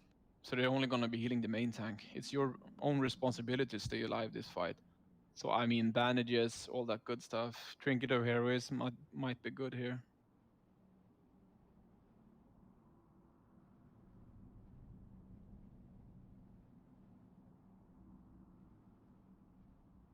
I'm just gonna grab a buff from OG.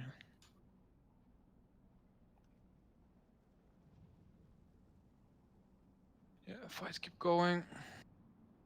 Bam, Inevitable Doom. Another one going out pretty soon. So I mean, it's a race against time, right? Because there's not gonna be enough healing for the whole fight. I mean, we will die eventually because of the Inevitable Doom. You just can't out heal it. Basically, it's not enough to go around.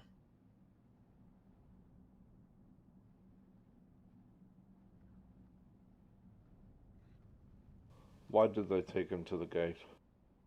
Because they're gonna die here. They can probably rest here. Right, And you can rest everyone up so you don't have to do the like suppression room again. Okay.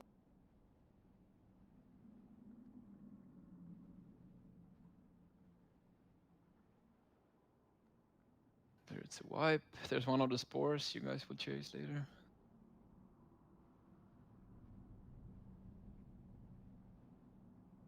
Yeah, I mean, even with the damage buff, you know, it's gonna be pretty nasty. So you know, right now, think of ways you can heal yourself. I mean, good trinkets to bring and whatnot. You know, if you any special potions, you know, bandages, obviously, but. Right, resting up. Now everyone has lost their world buff, so we're gonna watch this try.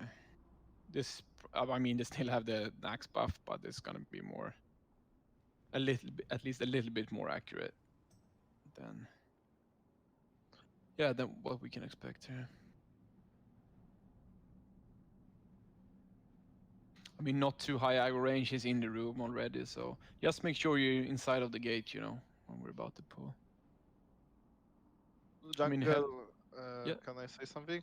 Of course, man. Healing flask is not good as you expected, cause everyone should pop nature protection potion and shadow protection potion, and this poison damage is gonna be soaked by this protection potion, and diamond flask don't gonna heal you as much. Yeah, so don't use the But nature for tank protection it's potion. okay. But for tank, okay, it's very good. But for Yeah, but I mean, we get will use shot shadow at, protection potions. I mean, you don't need a greater shadow protection potion if you got your heal set on. nature, not shadow. Yeah, exactly. You don't need a nature protection potion if Okay. you got your flask set. I mean, like you're saying, they will cancel each other out. So It's true. If we don't pop greater nature, it's gonna be very good for this fight. But if you do, you can have a second trinket with more DPS. But it's such a small difference, really. yeah, but I mean, the healing trinket is a really good trinket. I mean, it's one of the best. Yeah. I mean, you get 150 AP for a minute. Yep.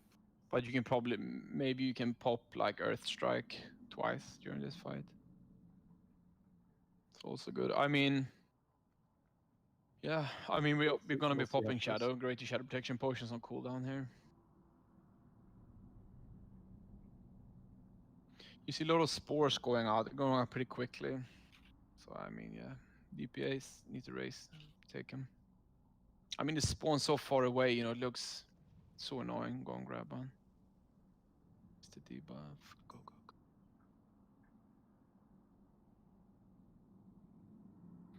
Yeah, I mean, the tank needs to, you know, not get clapped by this boss. Also do, you know, as much threat as possible. Also with the spore, you won't deal any threat, but until like everyone has the debuff, I mean, yeah, it's a race for sure. I actually bought what's it called, the Dragonfyr deck of Heroism for the chance on hit on healing. I'm not sure if it's ever gonna be worth using here, but I bought it anyways just in case because it's really cheap right now. Yeah, it costs like nothing. I also bought one like months ago in preparation for this. It all depends. Right, Inevitable Doom goes out once again. I mean, you see the spore, they're way off in the corner, and then the warriors have to wait for other people to go. Boom. Inevitable Doom again goes out. Yeah, after 2 minutes, then it's every 30 seconds. So, yeah.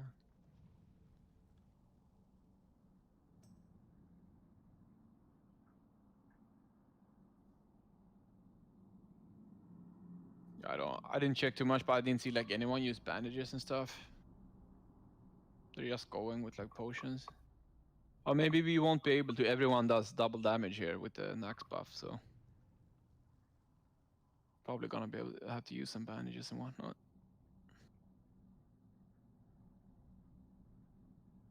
Bam. All right. Well played. Shit, Drew.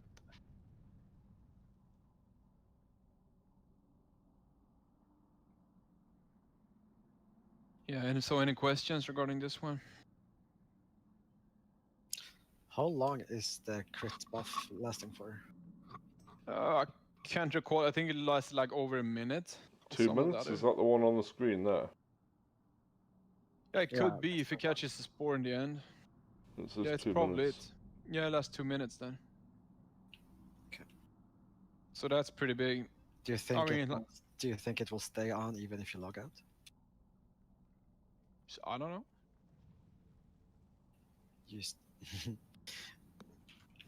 Hint. Wink, wink. It could be that the buff only works towards Glowfib. Maybe. Most likely. I mean, most raid mechanics fucking doesn't cool work to outside have of the 40 raid. people logged out with that one saved. You just go Yeah, 2 minutes, fucking, go crazy. Yeah. Go fucking ham. All right, I need to use the bathroom, so be right back. A few minutes. We're gonna take a break here, guys, like 5 minutes or something. You know, go grab a drink or something.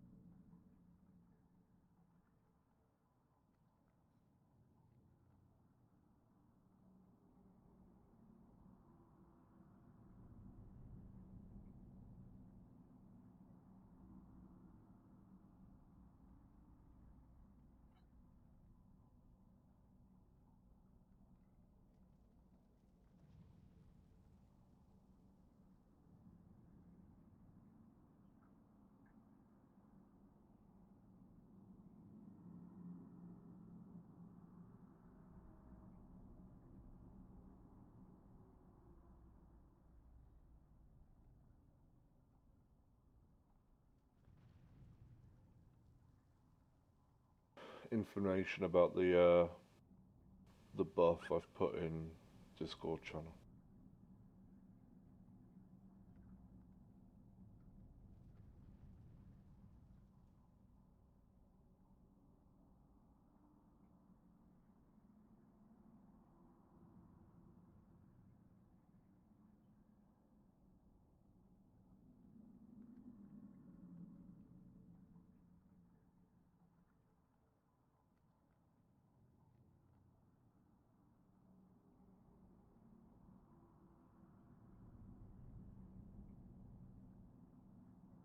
Yeah, but so far it looks pretty good, right?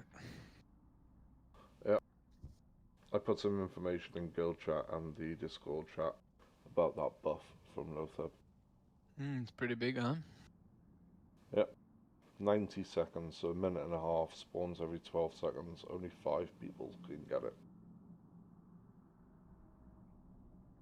Fungal Bloom, if that's the one that's called that.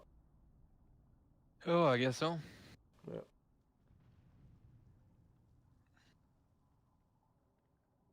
Right, be right back again.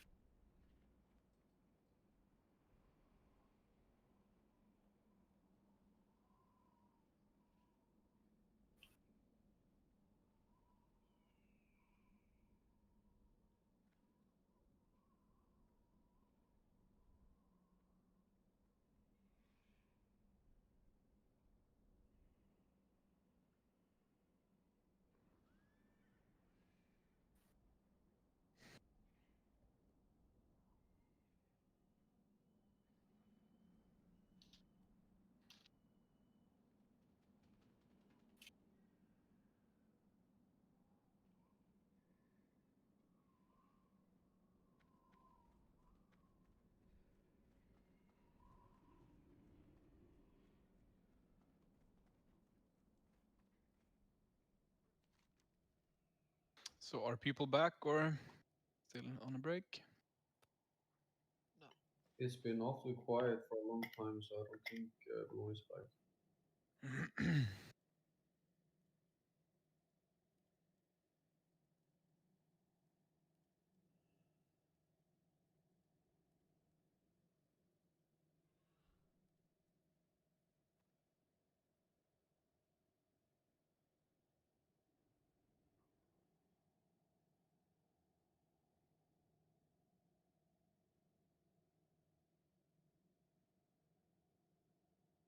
Gucci.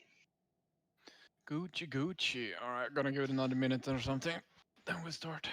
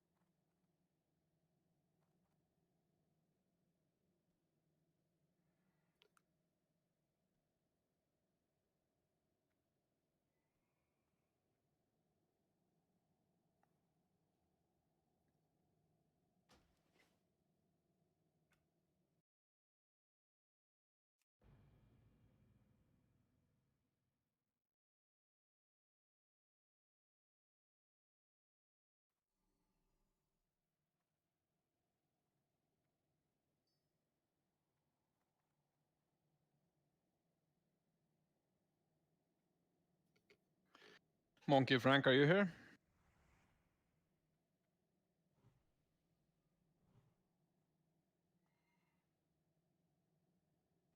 Good talk, good talk. Yeah, good talk, good talk. I was muted. Yeah, I'm here. Monkey Right. Matty just started CS, so it's probably around. All right.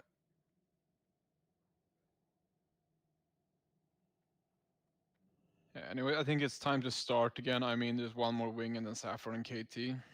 I don't want to drag this out for too long. I mean, it's the first time, so we need to talk about a lot of things, but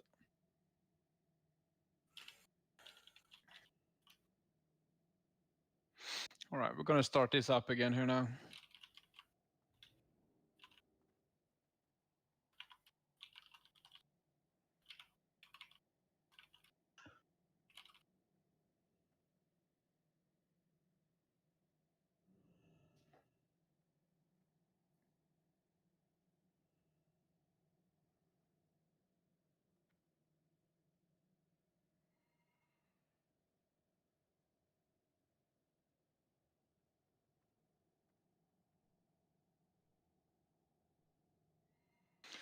All right, here we go, Paul. Shadowbolt volley.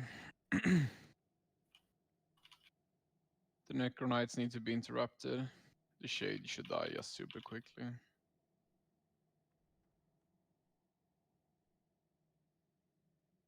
In here, bunch of trash.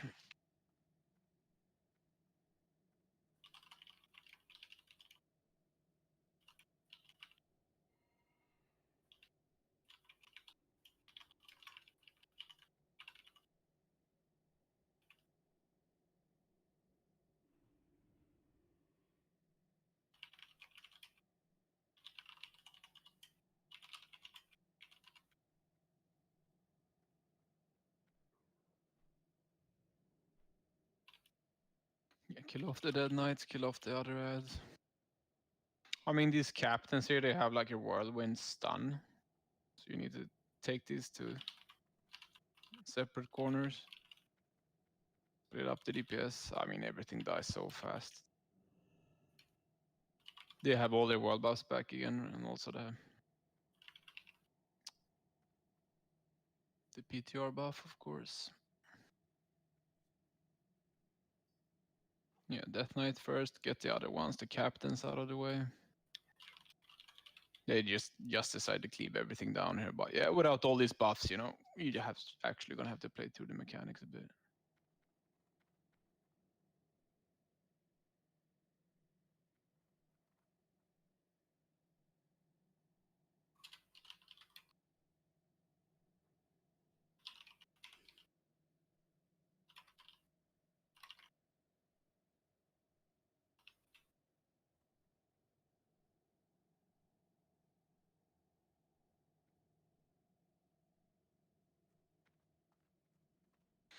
Yeah, a whole bunch of mobs in here. Nothing too major. Gonna go forward a bit. Whole bunch of captains. I mean, you have to clear out this whole area. If not, they're all gonna pull when you pull Instructor, Vesuvius.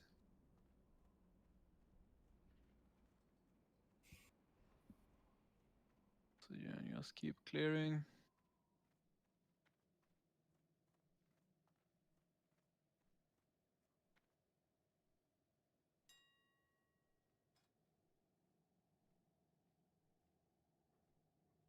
All right, here we go. Yeah, Instructor Vesuvius, you already seen the other videos of this boss, but I mean, it's imperative that healers stay out of the way here from that disrupting shout thing. And casters too, they need to dip back and forth between line of sight here.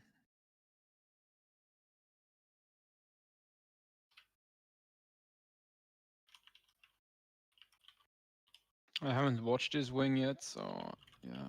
Let's see how they do this pull here, if they have like a tank or if they instantly mind control one ad to tank the boss. See if it's even possible to tank him for a second or two.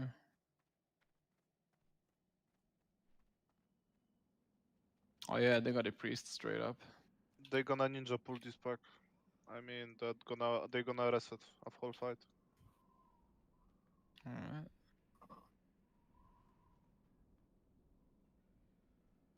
Or Okay, seems to be a bit bugged up. Right, off tank takes the ads, you know, the mind control target starts tanking the boss. And also you need to get him into position, that could be a little bit tricky, but... Yeah. Keep the instructor behind the corner and then you have, yeah, the ads. Uh-oh, that mind control broke early. Not gonna be good.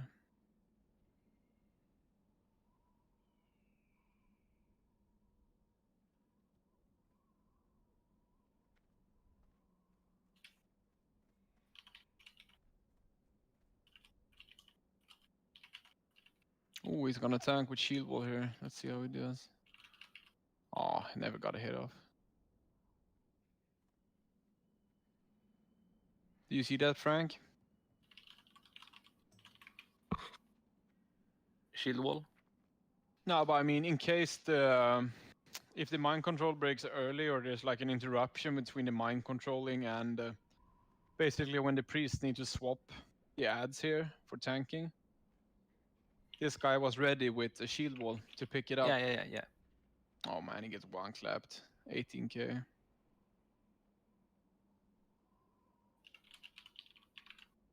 Alright, they're gonna bring an ad down here. It might be too late. Yeah, for any priest, I mean, the ads here have a shield wall, lasts like 20 seconds. So you need to rotate like one of these ads like every 20 to 25 seconds. Alright, breaks early again.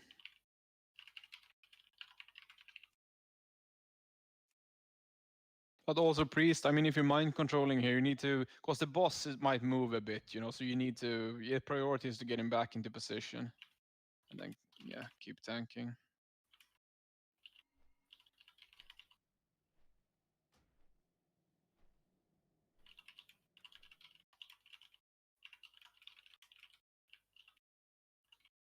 Alright, they clapped him. Alright, the ads still stay hostile.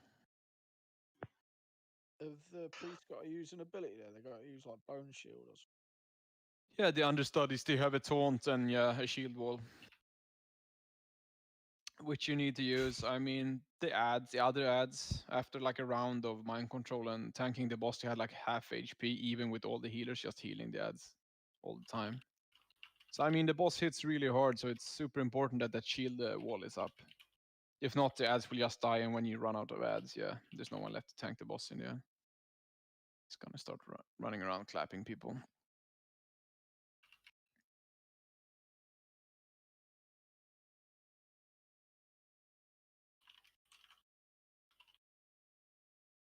All right, here's Gothic, the Harvester. They're splitting up here. They're gonna have two tanks. Most of the casters and a bunch of healers on one side, and then most of the melee and probably a few hunters. And if 2 tanks on the other side as well. Once again, you already watched this, so I mean, there's the living side. When you kill these mobs here, they come back as undead on the other side. This fight also looks pretty simple here. I mean, priest's gonna have to do shackles. Mage is gonna have to do like sheeps and stuff going out. But I mean, if they overdo it here on the living side, it's gonna be a lot. The ads are gonna come pretty quickly on the undead side, and the undead side they are a bit stronger. So yeah, you're trying not to overrun the other side. I don't expect too much trouble here from this fight.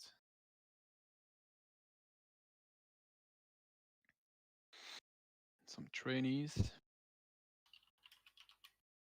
Isn't there is a specific order to kill them though, isn't there? Yeah, on this side you have Death Knights captains first, or whatever they call the riders. And then the like lieutenants, and then last is the trainees. Here's an unrelenting Death Knight. I mean, they have 20k HP. I mean, you see how fast they die there in the background.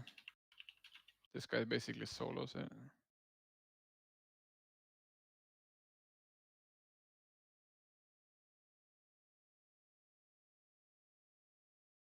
I don't remember how long this first stage is, but You not need to too long. kill a couple of them. You got timer in DBM, I guess. Yeah. Like in the Farians.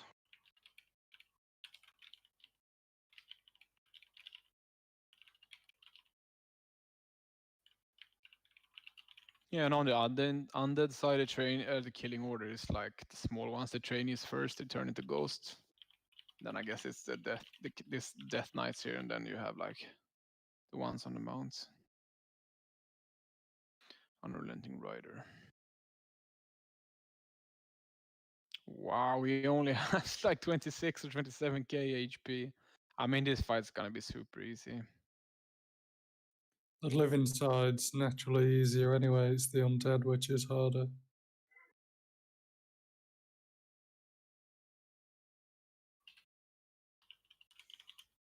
Yeah, people just need to make sure to stay away from these Death Knights and stuff, because they still have abilities like AoE stuns and stuff. So.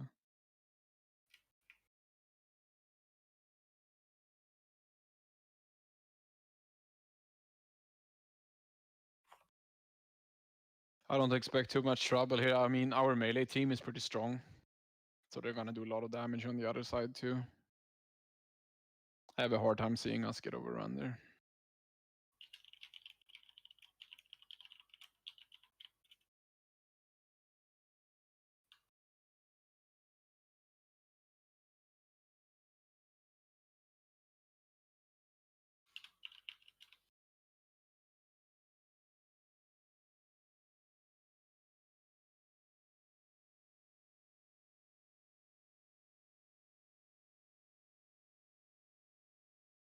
Yeah, I'm looking at the raid frames. There's not too much action going on.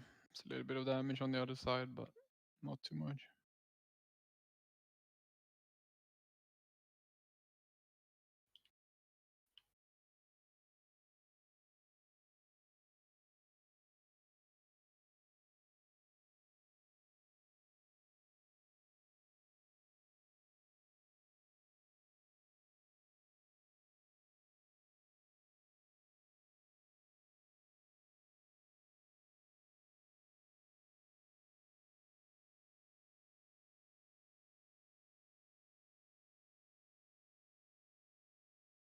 He has 400k HP.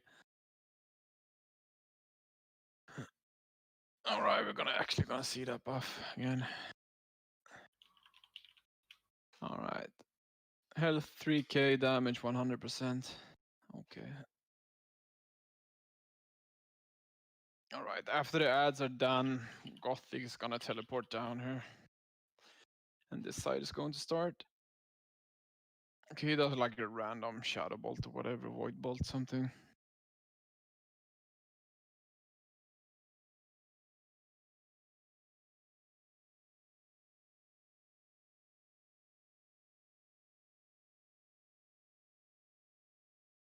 He hits like 20%, the gates opens, and yeah. I don't know what to say about this one, you know. I mean, if the undead side get a little bit overrun, you just call out for more shackles and sheeps on the living side. You bring it back up, and yeah, you continue as usual. There's also a debuff there. You can see you got 2 stacks of it. It's reduced your health and mana by 10% for each stack. Spirit of Naxxramas probably has Shadow Bolts, volleys or something.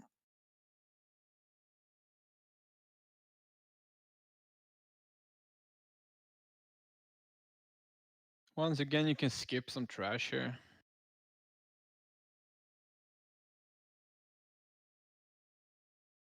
Alright, want to kill it anyway. Plague Ghouls again, there were a few of these in the Spider Quarter as well. You can stun him, disarm him. No big deal. Immune to Shackle though.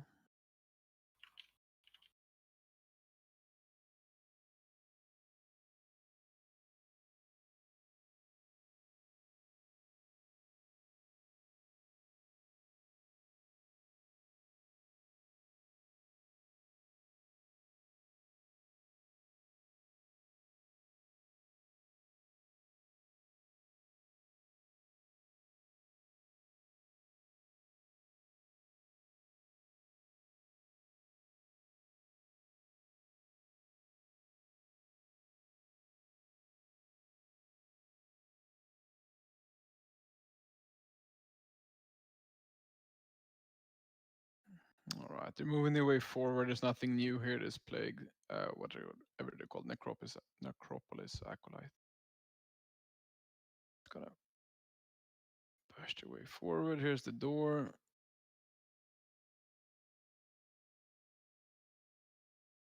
Right, you're checking the aggro range there.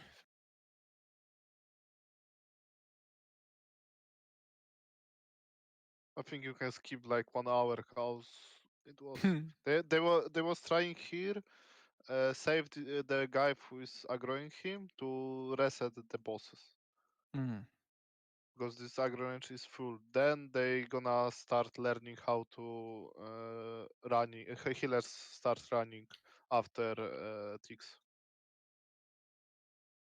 Maybe not 1 hour, but Yeah, almost, man. This is gonna take a lot of time. Actually, we're gonna watch another video from this one, about this one. There's the pull. We're gonna watch, where is it?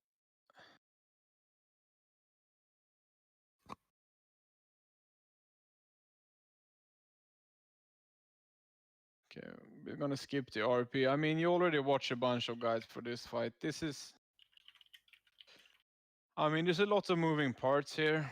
This one's gonna take a lot of practice before everyone gets it done, but we're gonna be as prepared as we can. We're actually gonna be practicing the positioning and everything before we get into it. But for now, we're gonna watch this guide here.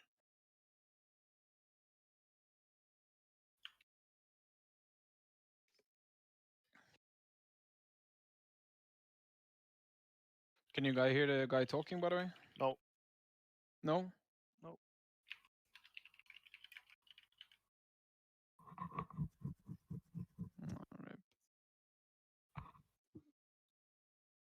Same shit like last time. You All streaming. right, sorry about this one, guys. I'll do it again.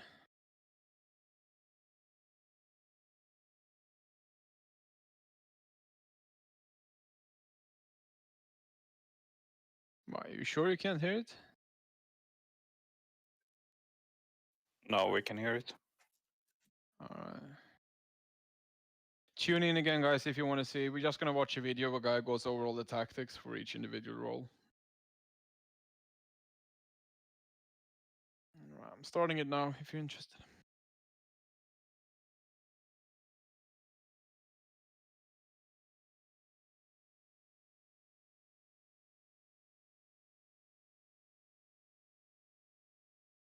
Which has a 25% chance to proc from his melee attacks that does heavy fire damage to its target.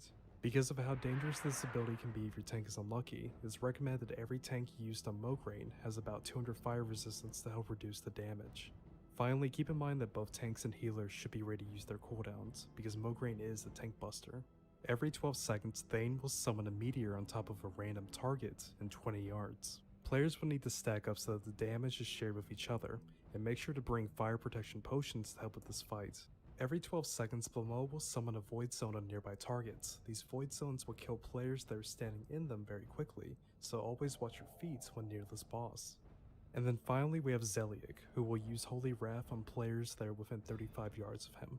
This beam will chain to nearby targets and also double the damage per player affected. Because of how dangerous this ability is for your raid, it's recommended that healers and ranged DPS stay in max range and spread out if possible. Melee DPS should only go in if it's necessary. Right guys, so moving on to one of the most important parts of this fight is understanding how the Horseman mark system works. To sum it up, every Horseman will place a unique mark on players that are within 65 to 70 yards of them. So now the question is, okay, so what do these marks do then? Basically, the marks deal shadow damage depending on how many your character has. So 1 mark does 0 damage, 2 marks does 250, and 3 marks does 1000. I mean, the marks are pretty important, and the only thing is, you only take that specific damage that you just talks about when the mark goes out. So like you said, you get the first mark, you don't take any damage from it. Second 250 and so on and so on. And so on. You'll be dealing with these marks the entire fight, so make sure to bring a lot of shadow protection potions. And also, due to this system, you'll have to move to a new horseman every 3 marks or so, but we'll cover the rotation later in this video. The last thing I want to talk about with these marks is that they also reduce your threat by half, so DPS players will have to watch their threat because pulling aggro from the tanks could cause a raid wipe. And now to wrap this section up with some extra information before moving on, keep in mind that the horsemen will use shield wall at 50 and 20% health. And even after being killed, their spirits will be summoned, which basically means that they can still place marks on nearby players, so make sure to stay away from them for the rest of the fight. And finally, keep in mind that all the 4 horsemen are vulnerable to being disarmed by your tanks, which should help reduce their damage output. So now that we've covered their abilities, we need to break down how your race should be set up before and during the fight. 4 horsemen requires a lot of coordination and movement, so let's go step by step on this. Starting with your raid comp, we'll be using the traditional 8 tank strategy, so here's the basic premise. You'll need 8 tanks, a minimum of 12 healers, and the remaining slots will be DPS or more healers, depending on your raid roster. So now moving on to raid groups, groups 1 and 2 will have 1 tank and 4 DPS. These players will be starting a Mograine and Thane at the start of the fight. And then groups 3 and 4 will be the same, but these players will move to the safe zone, which is a spot in the middle of the room where you won't be affected by the marks, which we'll show later. And then groups 5, 6, 7, and 8 will consist of your healers, 4 tanks that will be rotating between Zeliek and Blamo, and any DPS left over that can assist the first 4 groups, depending on your choice. And finally, I recommend placing raid markers on all of your tanks just to make it easier to see them and organize things. Like for example, you could say the skull is being relieved by square after 3 marks have gone out. So now we need to go over the start of the fight. As seen in 2006, a lot of guilds opted for just charging into the room and sorting things out as they happened. And while this isn't necessarily the wrong strategy, I'm going to instead show you guys a more modern approach for a smooth start into the fight. So to start off, what we'll do is we'll divide the raid into 3 separate groups. Starting with the left group, this will have your starting tanks for Thane and Blamo, along with 1 to 2 hunters that assist with pulling and 6 healers, 3 for each tank. The right group will have the same composition, but the difference is that the tanks will be starting with Mograine and Zeliek instead. And then finally, we have the center group consisting of the rest of the players in your raid. Finally, keep in mind that when moving into the left or right group, you'll have to hug the walls and come out at an angle behind the giant skulls when getting set up, because stepping anywhere near the area in front of the horsemen will cause the fight to start. So now that we have everything set up for the fights, things usually start with a tank body pull, and then hunters assisting to pull the bosses to the correct spots. And depending on your class, role, and group, you'll head toward the boss assigned to you or to the safe zone, but coming up next we'll go into detail on the parallel between marks and player rotations. So I've spent a lot of time in this video referencing how marks affect players, but now we need to discuss the big picture. Basically, we need a way to rotate all 40 players in this fight between the horsemen, because too many of the same marks will eventually kill you, so let me explain this step by step. At the start of the fight, the tanks assisted by hunters will pull the bosses to their corners with Mograine to the bottom right, Thane to the bottom left, Zeliek to the top right, and Blamo to the top left. After that, DPS players in groups 1 and 2 would start on Mograine and Thane as soon as the tank has them in place, while the remaining tanks and DPS sit in the safe zone and wait for the first rotation. And then finally, 3 healers should be at their assigned spots each and supporting their tanks. Now let's get into the rotation. Players will rotate every 3 marks during the fight, so for example, when Mark 3 goes out, then you would see groups 3 and 4 moving to replace groups 1 and 2 on Mograine and Thane. At the same time, 2 tanks from the safe zone would then be moving to replace the tanks on Blamo and Zeliek. For next rotation, players would rotate to the opposite boss, so if your first rotation was Thane, then your second would be Mograine, because the marks last for 2 or 3 minutes. So for healers, the goal is to always have 1 or 2 healing a tank at any time, but how exactly do we pull this off without dying to the marks?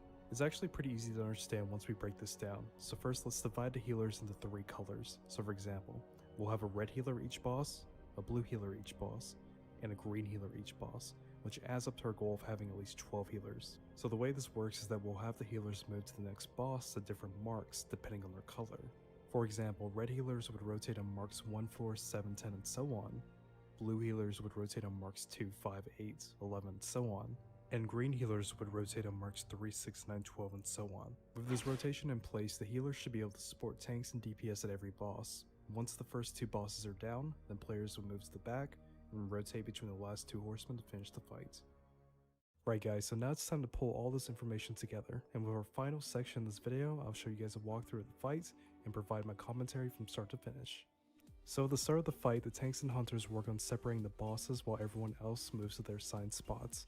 I'm going to take things a step further and apply damage to all 4 of the horsemen while waiting for my group's turn to rotate. While waiting for Mark 3 to go out, it seems that things are going smoothly enough, and I head back to the safe zone to prepare to replace the group currently at Thane. So with Mark 3 going out now, our group moves to replace the one currently at Thane, while they head back to the safe zone.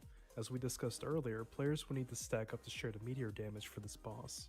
Also, keep in mind that when you're leaving Thane, make sure to do it after the meteor comes down, or before, only if there's enough time. A common mistake people make is leaving too early, and then the meteor comes down, kills the tank who's by themselves, causing a raid wipe. So now after another 3 marks, we're going to rotate and head back to the safe zone. But the way Thane rotations work, you might take an extra mark, but remember just to use your shadow pots as needed. So while waiting for the next rotation, I'm going to do some damage to the back 2 horsemen and then regroup as we head for Mograine next, because our marks from Thane haven't wore off yet. For Mograine as a DPS player, the only thing you need to worry about is your threat. However, tanks and healers should be ready to use their cooldowns because he hits like a truck. So now with Mark 12 going out, we're going to rotate again, and I'm going to do the same thing as before. This time, we'll be heading back to Thane on Mark 15. By this point, the fight becomes a routine of rotating to either Thane or Mograine depending on your group and role. While all this is happening, the healers are doing their own rotation, and the tanks in the back are doing their own to make sure that Zeliek and Blamo stay in their spots until we finish taking down Mograine and Thane. And remember to keep using your defensive pots and bandages throughout this fight. After Mograine and Thane go down, the fight becomes much easier, and you'll be moving on your own this time between Zeliek and Blamo. When you're around Blamo, make sure to always watch your feet and quickly move out of void zones if they spawn on you. Once you take 3 or 4 marks from this boss, then move out and head to Zeliek. While things are much more easier with only 2 horsemen, remember to stay cautious, as it's still very easy to wipe, and more so due to Zeliek's Holy Wrath ability. This is probably my least favorite horseman because all it takes is one player making a mistake to cause a raid wipe. Important things to keep in mind for Zeliek is always stay max range and spread out if possible. Melee DPS will probably not go in on this boss at all. Aside from that, DPS players need to be extra careful with their threat, as just pulling aggro and causing him to move out of place could lead to a raid wipe because of how Holy Wrath works. And with that, we've covered the basics of the fight, and things come down to slowly burning down the last 2 horsemen while being extra cautious of their abilities. This is probably one of, if not the most coordination intensive fight in classic World of Warcraft, and the way this encounter is designed is that your raid is only as strong as your weakest player. And basically what I mean by that is it only takes one mistake to start a domino effect that leads to a raid wipe. For example, such as a healer dying somewhere in the rotation, causing a tank somewhere to die from not getting enough heals. As we head for the last stretch of this fight, a couple of things to remember is that the 4 horsemen is not a DPS race. It's mainly all about being able to control them in a fight that can last up to 15 minutes depending on your raid. And because of the way the taunt works in Classic, getting a resist can suck and lead to a raid wipe, so make sure that your warriors get their tier 3 as soon as possible. And make sure to pick up the broken reel trinket from the fish boss in ZG if you haven't already. But aside from that, this is pretty much going to wrap up this week's boss guide, so thank you for watching to the end. The 4 Horsemen is my favorite fight in Classic, and it's incredible looking back at what guilds had to face in 2006. And despite all the strats and stuff that we know today, this is still a challenging fight to pull off with 40 raiders, and a huge accomplishment for any guild that is able to take them down. But hopefully this information has been helpful for you and your guild, and I'll see you guys in the next video. Take care.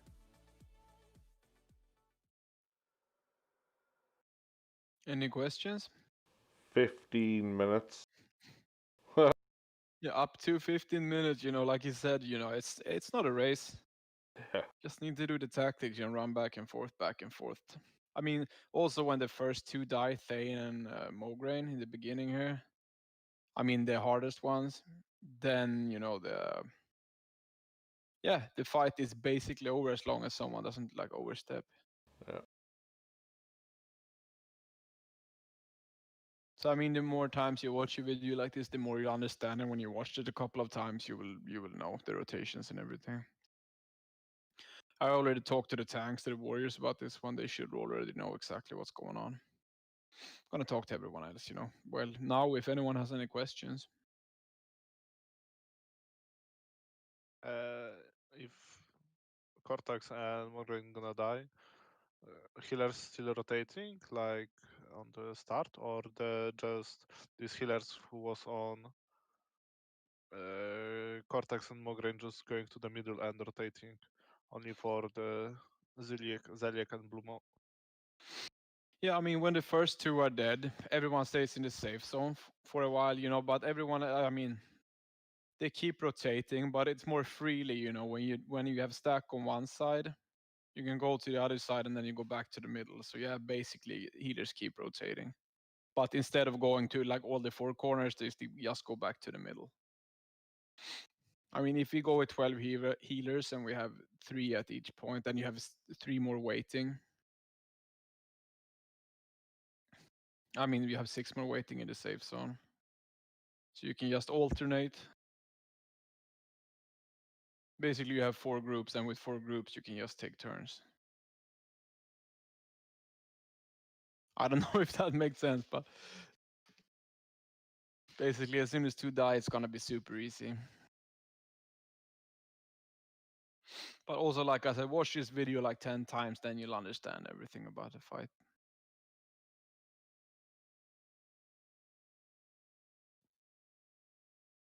Yeah, like the guy in the video said, there's a lot of moving parts here, a lot of things going on.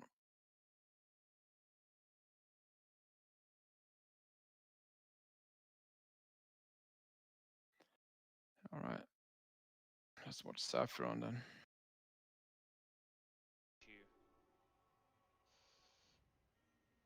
Dizzy. Dizzy get like.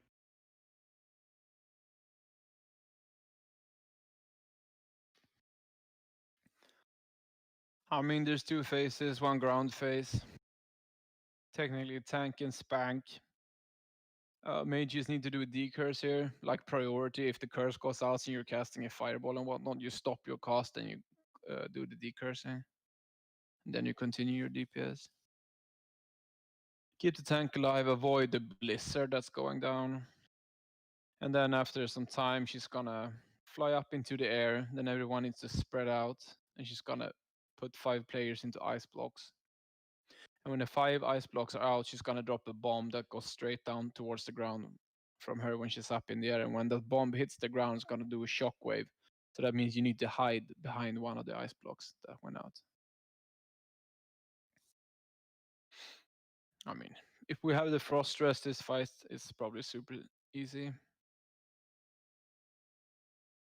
It's a dragon, you know, cleave and tail swipe, all that good stuff. There's a drain life curse going out. They are not decursing, at least not the main tank. Melee get hit here hard by Blizzard, they just need to move out of the way. One thing you can do is you can just run across to the other side of the boss. You won't be able to maybe receive as much healing there, but... Right, airphase comes up. She's gonna take off into the air. Now everyone needs to spread out, spread out, spread out, spread out. There's 1 ice block. There's 2. 3 going out. They spread out, you know, 4th. There's 1 more. Bam. Yeah, now you need to hide behind one of these. And keep healing here all the time. Ice bomb comes down, boom. You're safe if you're behind the ice block. I mean, they were way too stacked there, so a lot of... If you're close to someone that gets the ice block, you're gonna take a lot of damage. Also, this drain here does a lot of damage to the raid, if you're watching the raid frames. Basically, they're failing the decursing, which is, I mean, not good. Obviously, so... Could be a lot of moving around here in this fight because of the blizzard. Takes a long time. Walk slowly. In this trade, every mage is dead right now. So Yeah. Mages are dead, then you're gonna die from the curse. Rip. Druids can decurse. Yeah, but not like 25 people at a time. I think on this fight, druids need to healing. Cows, it's not a race as well.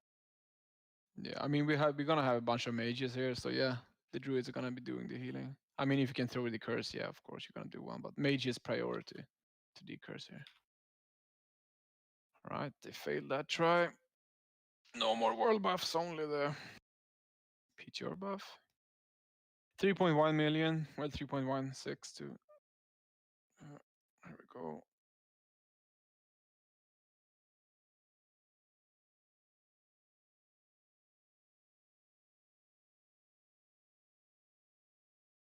Yeah, that's good to know. The tanking position and her position is different from after you wiped because she's already spawned. Yeah, I mean you can basically take her either way. Main thing is, don't get cleaved and yeah, don't get tail swiped. Drain life soon here. Drain life goes out. Yeah, they only have one mage for this try and 2 druids. Ouch. Yeah, it's not enough. Right, airface again. People need to be So quick good. here. We have like 5 mages. Yeah, it's gonna be very useful here. Still drain life or in the airface. Second frost going out. Oh no. Is that third or fourth? I mean, you shouldn't be running until all of them they are out. Because if you stack behind one block, then you're most likely gonna get another block there, and then it's gonna do a lot of damage to everyone standing around. Bam, clap the healer, not good. Yeah, like Viscidus, if you heal during blob phase, you will have aggro. Yeah, not good. So I mean, you're probably gonna be using mana potions here. I mean, a lip. I don't see you guys ever using lip here if you're healing. I think mana potion's gonna I be don't more think we'll efficient. get a chance to use all it, to be honest. I don't remember that on PTR that if she goes air phase that there was a wipe threat or just people just stacking threat. Still, I don't remember that.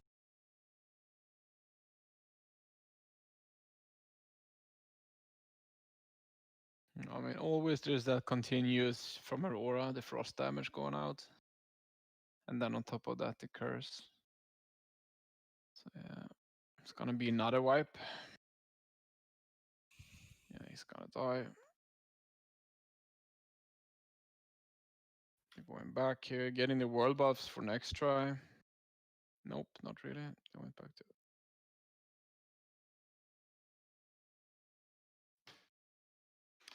Alright, looks better this time. Airface coming in again. Third time.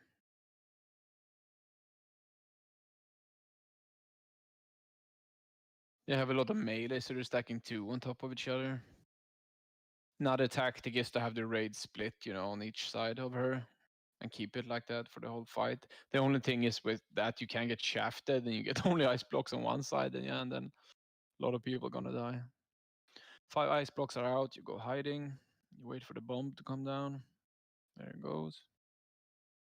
Boom.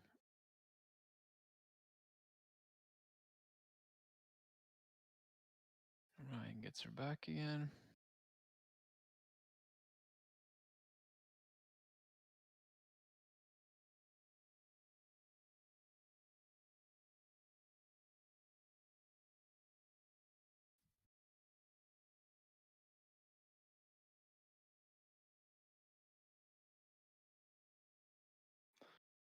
Under Drain Life goes out on some people. There you go.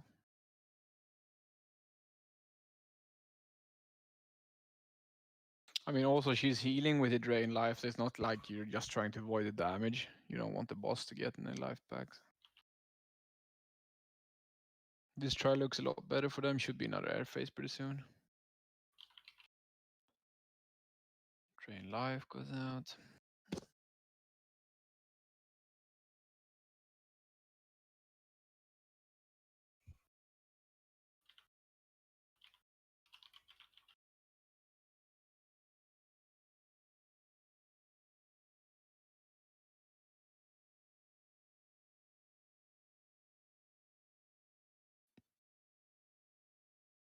Airface, you watch for the ice blocks. There's 1, 2, 3 going out. Okay, 4, 5 going out. One guy's gonna die here. Yeah, boom. Few guys die. Will they make it this try? Hope so. Anyways, fight's gonna be super healing intensive for all the healers because everyone's gonna take damage like all the time. So just a question about how much. But with our mages, maybe Druid helping out with the decursing, this fight shouldn't be too hard when we get our nature frost resistance gear.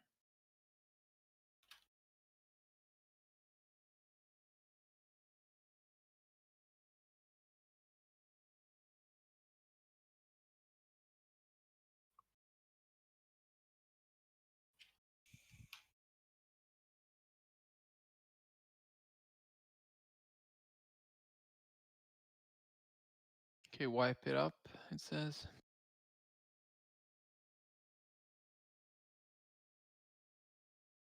But anyways, that's the fight. Is there any questions regarding this one? I mean, the tactics are pretty simple. Decurs, move from the blizzard, air phase. You spread out, wait for the ice blocks to go down, you hide behind one, and then rinse and repeat.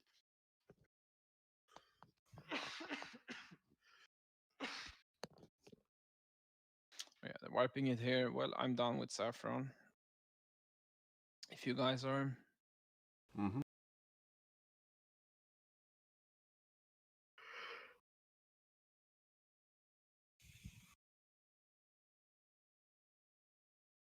Yeah. Kel'Thuzad is.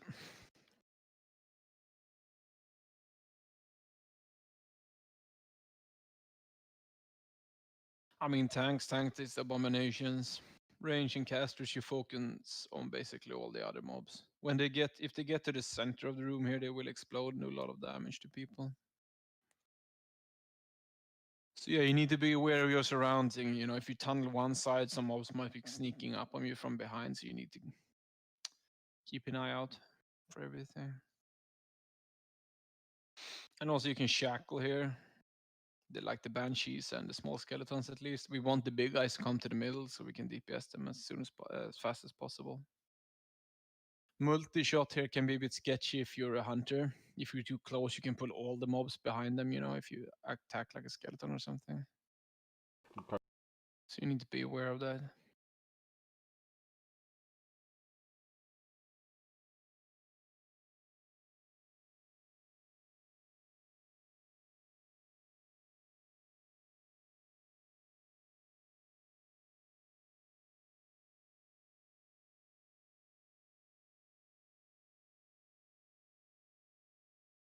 Yeah, I mean, phase 1 looks very simple.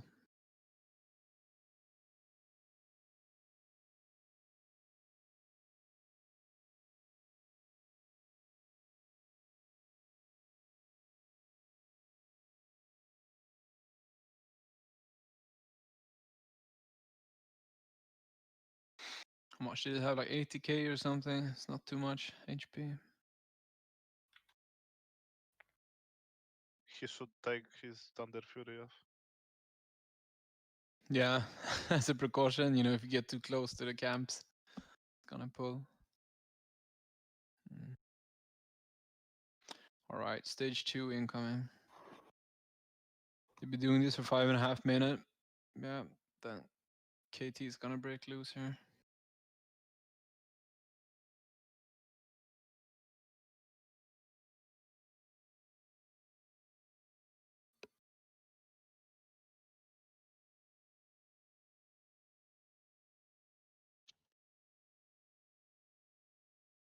Oh, maybe not. Maybe his timers were off.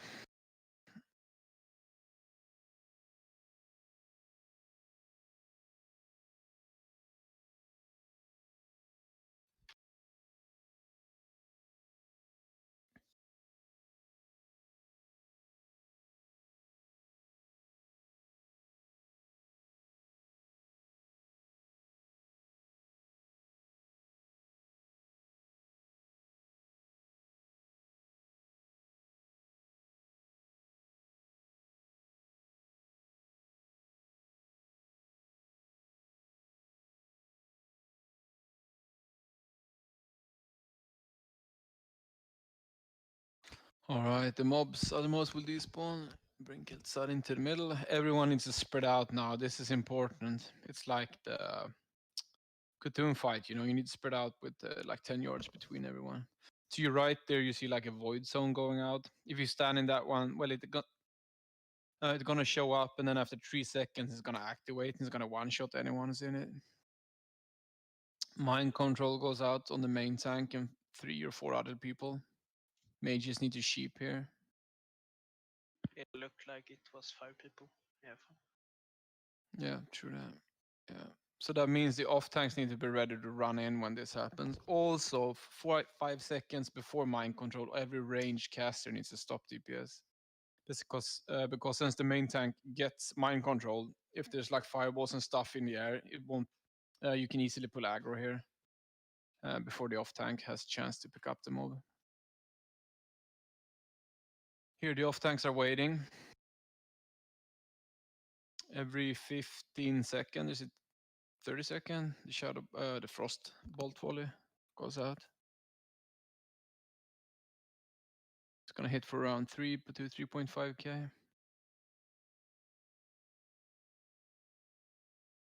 Mind control about to happen. Also melee here, you see they're stacked into 3 groups. Because you Kel'Thuzad does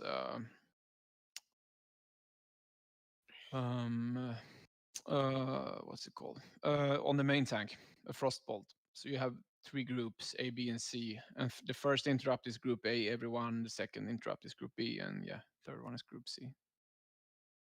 So you take turns alternating between your groups to interrupt those frost bolts. He also randomly put out a spell called Detonate Mana on anyone that's a mana user. So it's gonna hit you, it's gonna drain a lot of your mana, and you're gonna take some damage. And if you're standing close to anyone, they're also gonna take damage, and also gonna get their mana drained. Alright, that's nice. We're gonna go back here. He also puts random player into ice block sometimes. You can see the melee groups here are 2 stacked, the ones on his left and the one a little bit further away. Range casters, when you get hit by this one, only you will get ice blocked, and you will take 130% damage of your health. So you need to get healed, if not this will kill you. And if you're close to someone, that ice block is gonna chain. So watch the groups here now on his left. It's gonna put it on one player. And it's gonna chain to the other group there, bam. I mean, for melee, it's only one group that's gonna get hit. For a caster, it's only one caster. But they were too close, so both groups got it and a few people died. That's not good. It's gonna hit 40% pretty soon, then we're gonna have the ads running in. We're gonna have Priest shackling 3 ads and an off tank tanking the other 2. This is gonna turn into a shit show very fast now. There's another void zone there, you need to move out, wherever you are. Okay, he's looking around, trying to spot them. Of course, there's like 6 gates that opens up, or is there only 3 maybe? Oh, there's a few more there. There's one. Bam, there's the mind control going out again. More ads coming in. I mean, any kind of CC here will work. I mean, sheeps are really good, but then we need the dispels. I mean, scatter shot, you know, blind, throw grenades, whatnot. It's gonna help, because when these ads show up, this fight turns into a big clusterfuck, you know. Healers having aggro, you know, it's like you need to heal yourself up, you know. These guys have bop and everything, so pretty easy to, you know, save someone, but people are dying a bit left and right, breaking shackles.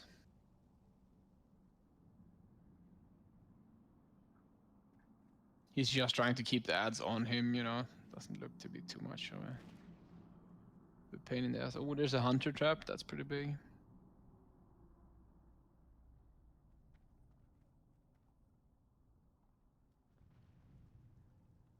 Shadowfisher going out again, the void zone thing. Yeah.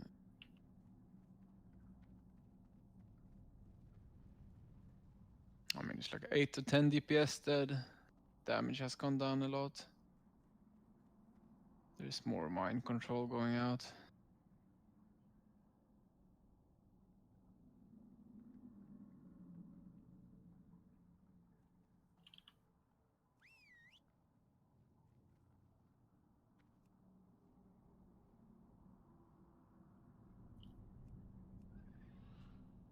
I mean, there's all this going on, and then on top of this, you still have the Frostbolt volley going out, hitting hard as hell.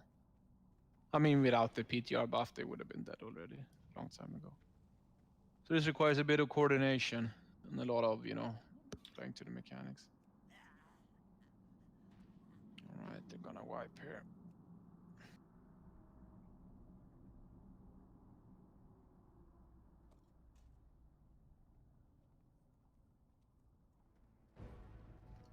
Can you guys hear the video? You think yourselves triumphant? Right. You have only taken one step closer to the abyss. Yeah, You let's watch have this no one, then we're done for idea today. what horrors lie ahead. You have seen nothing. The frozen heart of Naxxramas awaits you. Hey everyone, and welcome back to another boss guide for World of Warcraft. This week we'll be taking a look at the final raid boss of Naxxramas and Vanilla WoW, otherwise known as Kel'Thuzad. So without further ado, let's jump straight into phase 1 of this encounter. Phase 1 starts after your raid steps into the center of the room, and after a short monologue from Kel'Thuzad, your raid will then become surrounded on all sides. This phase will last for 5.5 minutes, and during this time, Kel'Thuzad will send waves of undead towards your raid with a mix of dangerous abilities of their own. These waves start off slow but slowly ramp up over time, and it's important that every side is being watched due to how threatening these adds can be if left unchecked. Coming up next, we'll explore these 3 unique enemies in greater detail that you'll be up against in Phase 1. Soldiers of the Frozen Waste are fragile and slow skeletons that have very low health, but the biggest danger is their Dark Blast ability. This is a powerful spell that they use when they touch any player or pet, causing them to explode and deal high AoE shadow damage to your raid. So remember to assign a few ranged DPS players to take care of these during Phase 1. They're incredibly weak, but it will only take a couple getting through to wipe your raid. Next up are the Abominations. These guys will be the focus of your melee DPS and tanks. However, keep in mind that they hit incredibly hard, and the healers will need to be on their A-game. They also use Mortal Wound on your tanks, which reduces healing received per application, so tanks will need to rotate and let these stacks fall off before picking up a new Abomination. And finally, keep in mind that they are vulnerable to being disarmed, which should help reduce their damage. And then lastly, we have the Soul Weavers. These will be the primary target of your ranged DPS, and just like the soldiers, they're incredibly slow but very dangerous up close. Whale's Souls is a multi-target attack that she uses when she is at melee range for aggro targets. This is a high damage shadow spell that also knocks players away in front of her. Because she can change her aggro target very quickly, make sure to never be close to these at any point. Kel'Thuzad's first ability is his Frostbolt spell that he uses on his current targets that deals between 9,000 to 11,000 frost damage. This ability is cast at random intervals and must be interrupted by melee DPS, as just one getting through can lead to your main tank being killed. Every 15 seconds, Kel'Thuzad will cast Frostbolt Volley on every player in the room, dealing 2,700 to 3,500 frost damage. To deal with this, players are recommended to bring a heavy amount of frost protection potions and bandages. Finally, keep in mind that frost resistance can help with completely resisting this spell. Every minute, KT will cast Mind Control on the main tank and 4 other players, resulting in a complete aggro wipe. All DPS should stop roughly 5 seconds before this spell goes off, and off tanks should be ready to step in and replace the main tank once they're mind controlled. At the same time, mages and warlocks will need to use their CC abilities to control the other mind controlled players. Periodically during the fight, KT will target mana users and place mana detonation on them. This debuff causes the player to explode after 4 seconds, dealing AoE damage to anyone around them within 10 yards. The damage is based off the player's current maximum mana, and at the same time this ability will burn your existing mana pool in half. Throughout the encounter, KT will use Frost Blast on a random player that deals 130% of their max health as damage over 5 seconds. Healers will need to react quickly as this ability kills players very fast.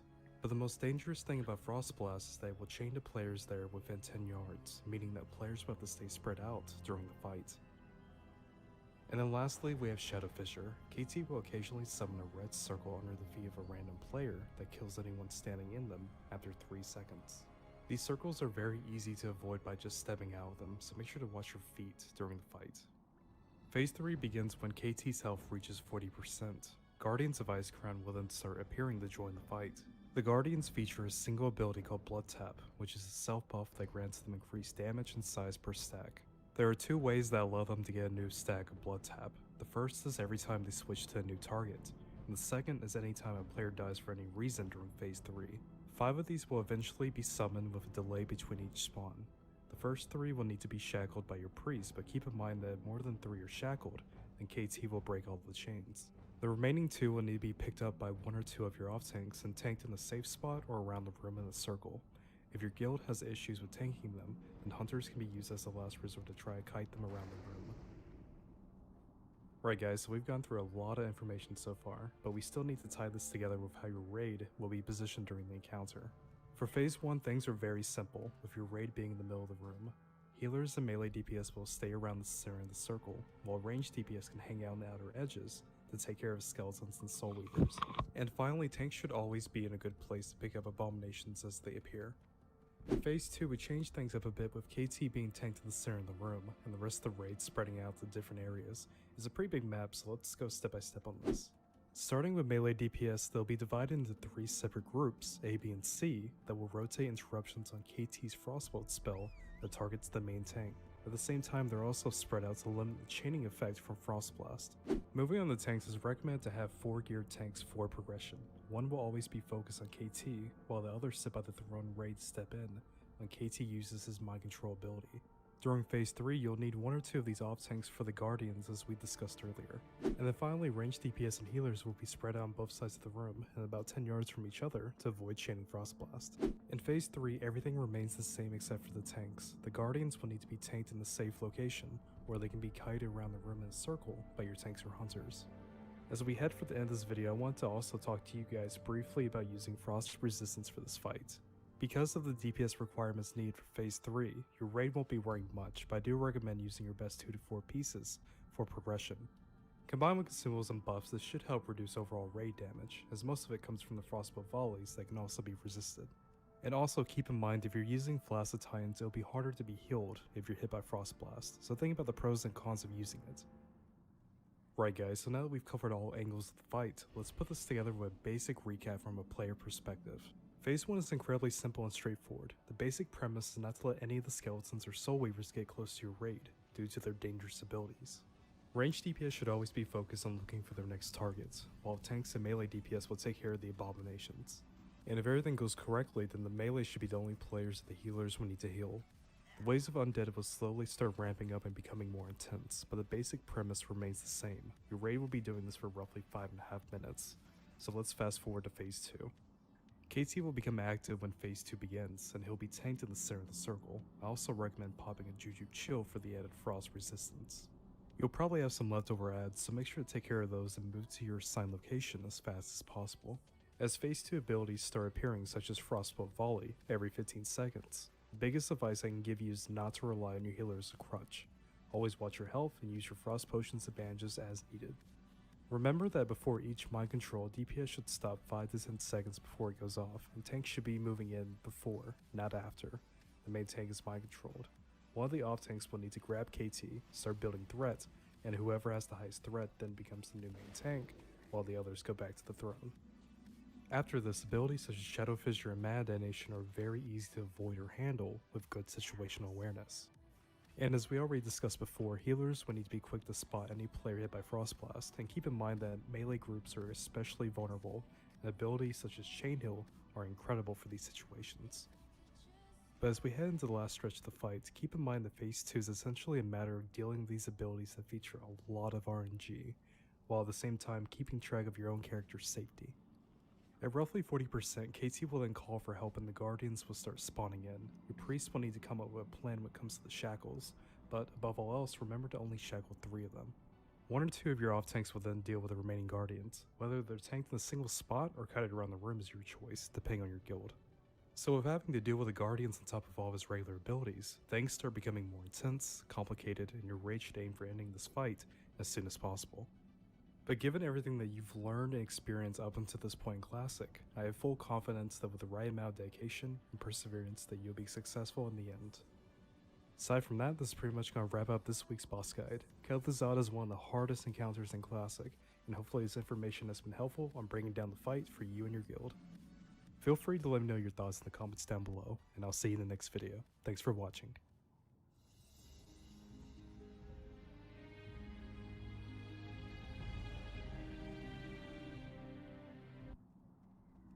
All right. Is there any questions regarding KT? Yeah, I have something to add. This big add for melee, we can stun him. He didn't mention it, but we can give him one stun and he die in the 5-second stun. This will be helping for saving mana for healers. Yeah, these big guys here, the abominations. Yeah. Yeah, right. think Yeah, that- that's perfect. Some good stun stands from the rogues and whatnot. Hmm. And he said that they are hitting really hard, but on PTR it was too easy. The damage was low, I guess. But remember that you can disarm them as well. And Yeah. it's gonna be very helpful. But I have one question about the flask of the Titan. If we use it and we have more HP, that's mean more damage. Is it equal with the? Is it like if you have more HP, its percentage of your HP will get reduced or what? Yeah, he was talking about the abilities here. Because I think he said it's better to not have this flask of HP because I think percentage it's take from your HP. So it Yeah, will be it's this ability. Yeah, I mean, if you get hit by this one, yeah, of course it's gonna be Yeah. a little bit worse to have more HP. But then again, he has like frostbolt volleys and stuff, and then it's gonna be pretty good to have more HP. The thing is, the healer's gonna have to heal a bit more for you to survive. I think, but that the hardest ability is this one, frost blast, because he need so massive heal in this frost. Yeah, I mean, the healers are 5 seconds to react and then heal the target that got hit by this one. If not, it's going to die. So. Yeah, but if it's chain for 3 or 4, it will be almost impossible. Yeah, but it's not gonna. I mean, it can chain for melee groups. Because we have so much melee, we're gonna have to split them up into 3 groups. But everyone else should be spread out. I mean, they should, but there's a lot of things going on Kel'Thuzad, so people might be out of position, and maybe more people will get hit. Then we'd probably wipe. But yeah, I mean, we need to practice this fight, a bit. Yeah. Oh, yeah, it's dangerous, like it's like Cthulhu's eye beam, it can't be stacked, maybe 1 or 2 people will die. Yeah, it's not that hard. It just need practice, to be honest. Yeah. I did it in Lich King before, and it was so easy. Yeah. Yeah, true that. This time we'll do it again, man. Time to. It will be fun. Seconds. One thing that he don't mention in a video, the arcane explosive that managed to heal 2 casters. Someone on PTR said that if you use greater arcane protection potion, it's gonna reduce the damage or taking the mana from you. I don't remember what he said about using greater arcane protection there for healers and casters. The mana detonator. Yep, yes.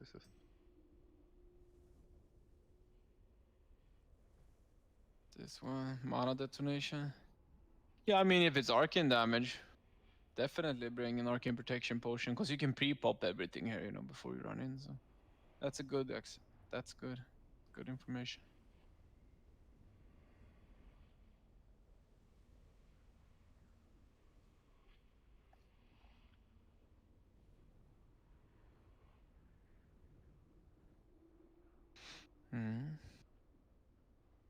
Frank, are you here? Monkey, you here? Nona?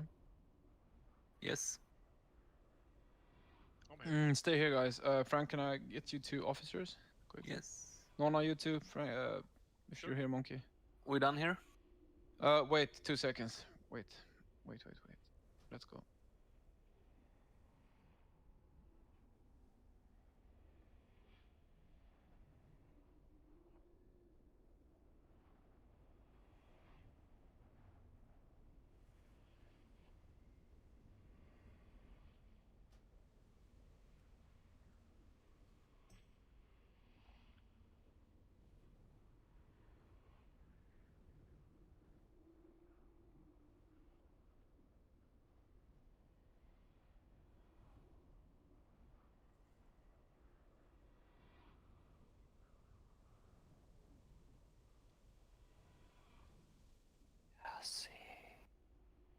Is a homo.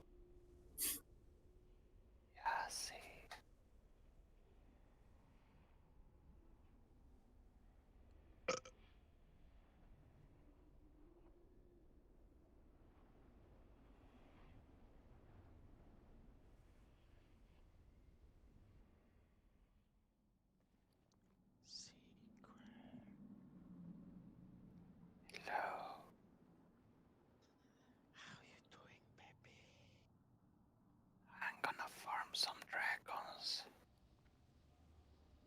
What? I need some green scale. Jungle's got loads. Oh, really?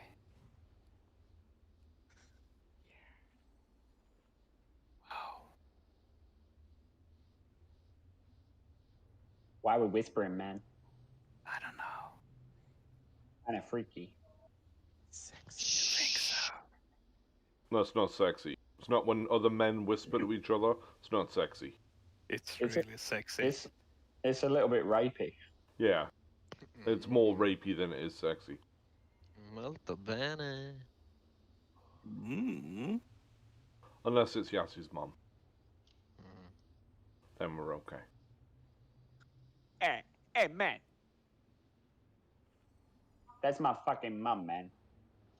Hey, man. No, it's not. It's Yassi's mum. It's not your mum. Yassi's mum's a slag, man. Hey, And man. Bush is cheap. That's all that matters. Yes. I saved that money for Tesco. More biscuits. Fuck yeah. As long as I still get my pocket money, I don't care how she gets it. Oh, What's your favourite biscuit? Yassi's mum. Wet biscuit. I'm gonna go for a caramel McVitie's digestive. What, you think my favourite biscuit is that?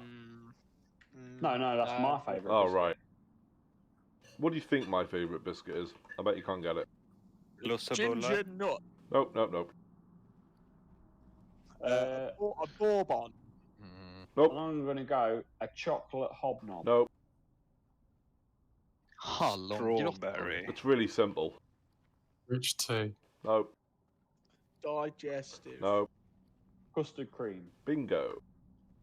Do you know what I like doing with custard creams? Put Eating them in them? milk, wait till they go all soggy, and then eat it with a spoon. That's fucking disgusting. Yeah, It's you need to it's seek not. like psychiatric help, mate. That's fucked up. And then after eating that, I like to go outside and stab a cat. Again, this is being recorded.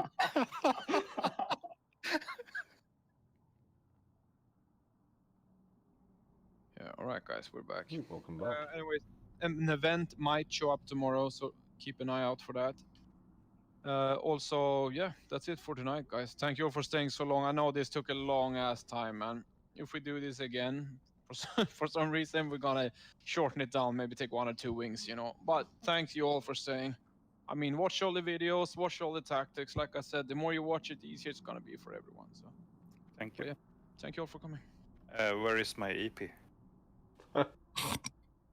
We were promised EP for this, okay? I didn't make any promises, man. Oh, come on. Yeah. Anyways, that's it for tonight, guys. I'm gonna need to grab some food. All right. Talk to you guys later. Bye. Yeah, see ya. Fuck off.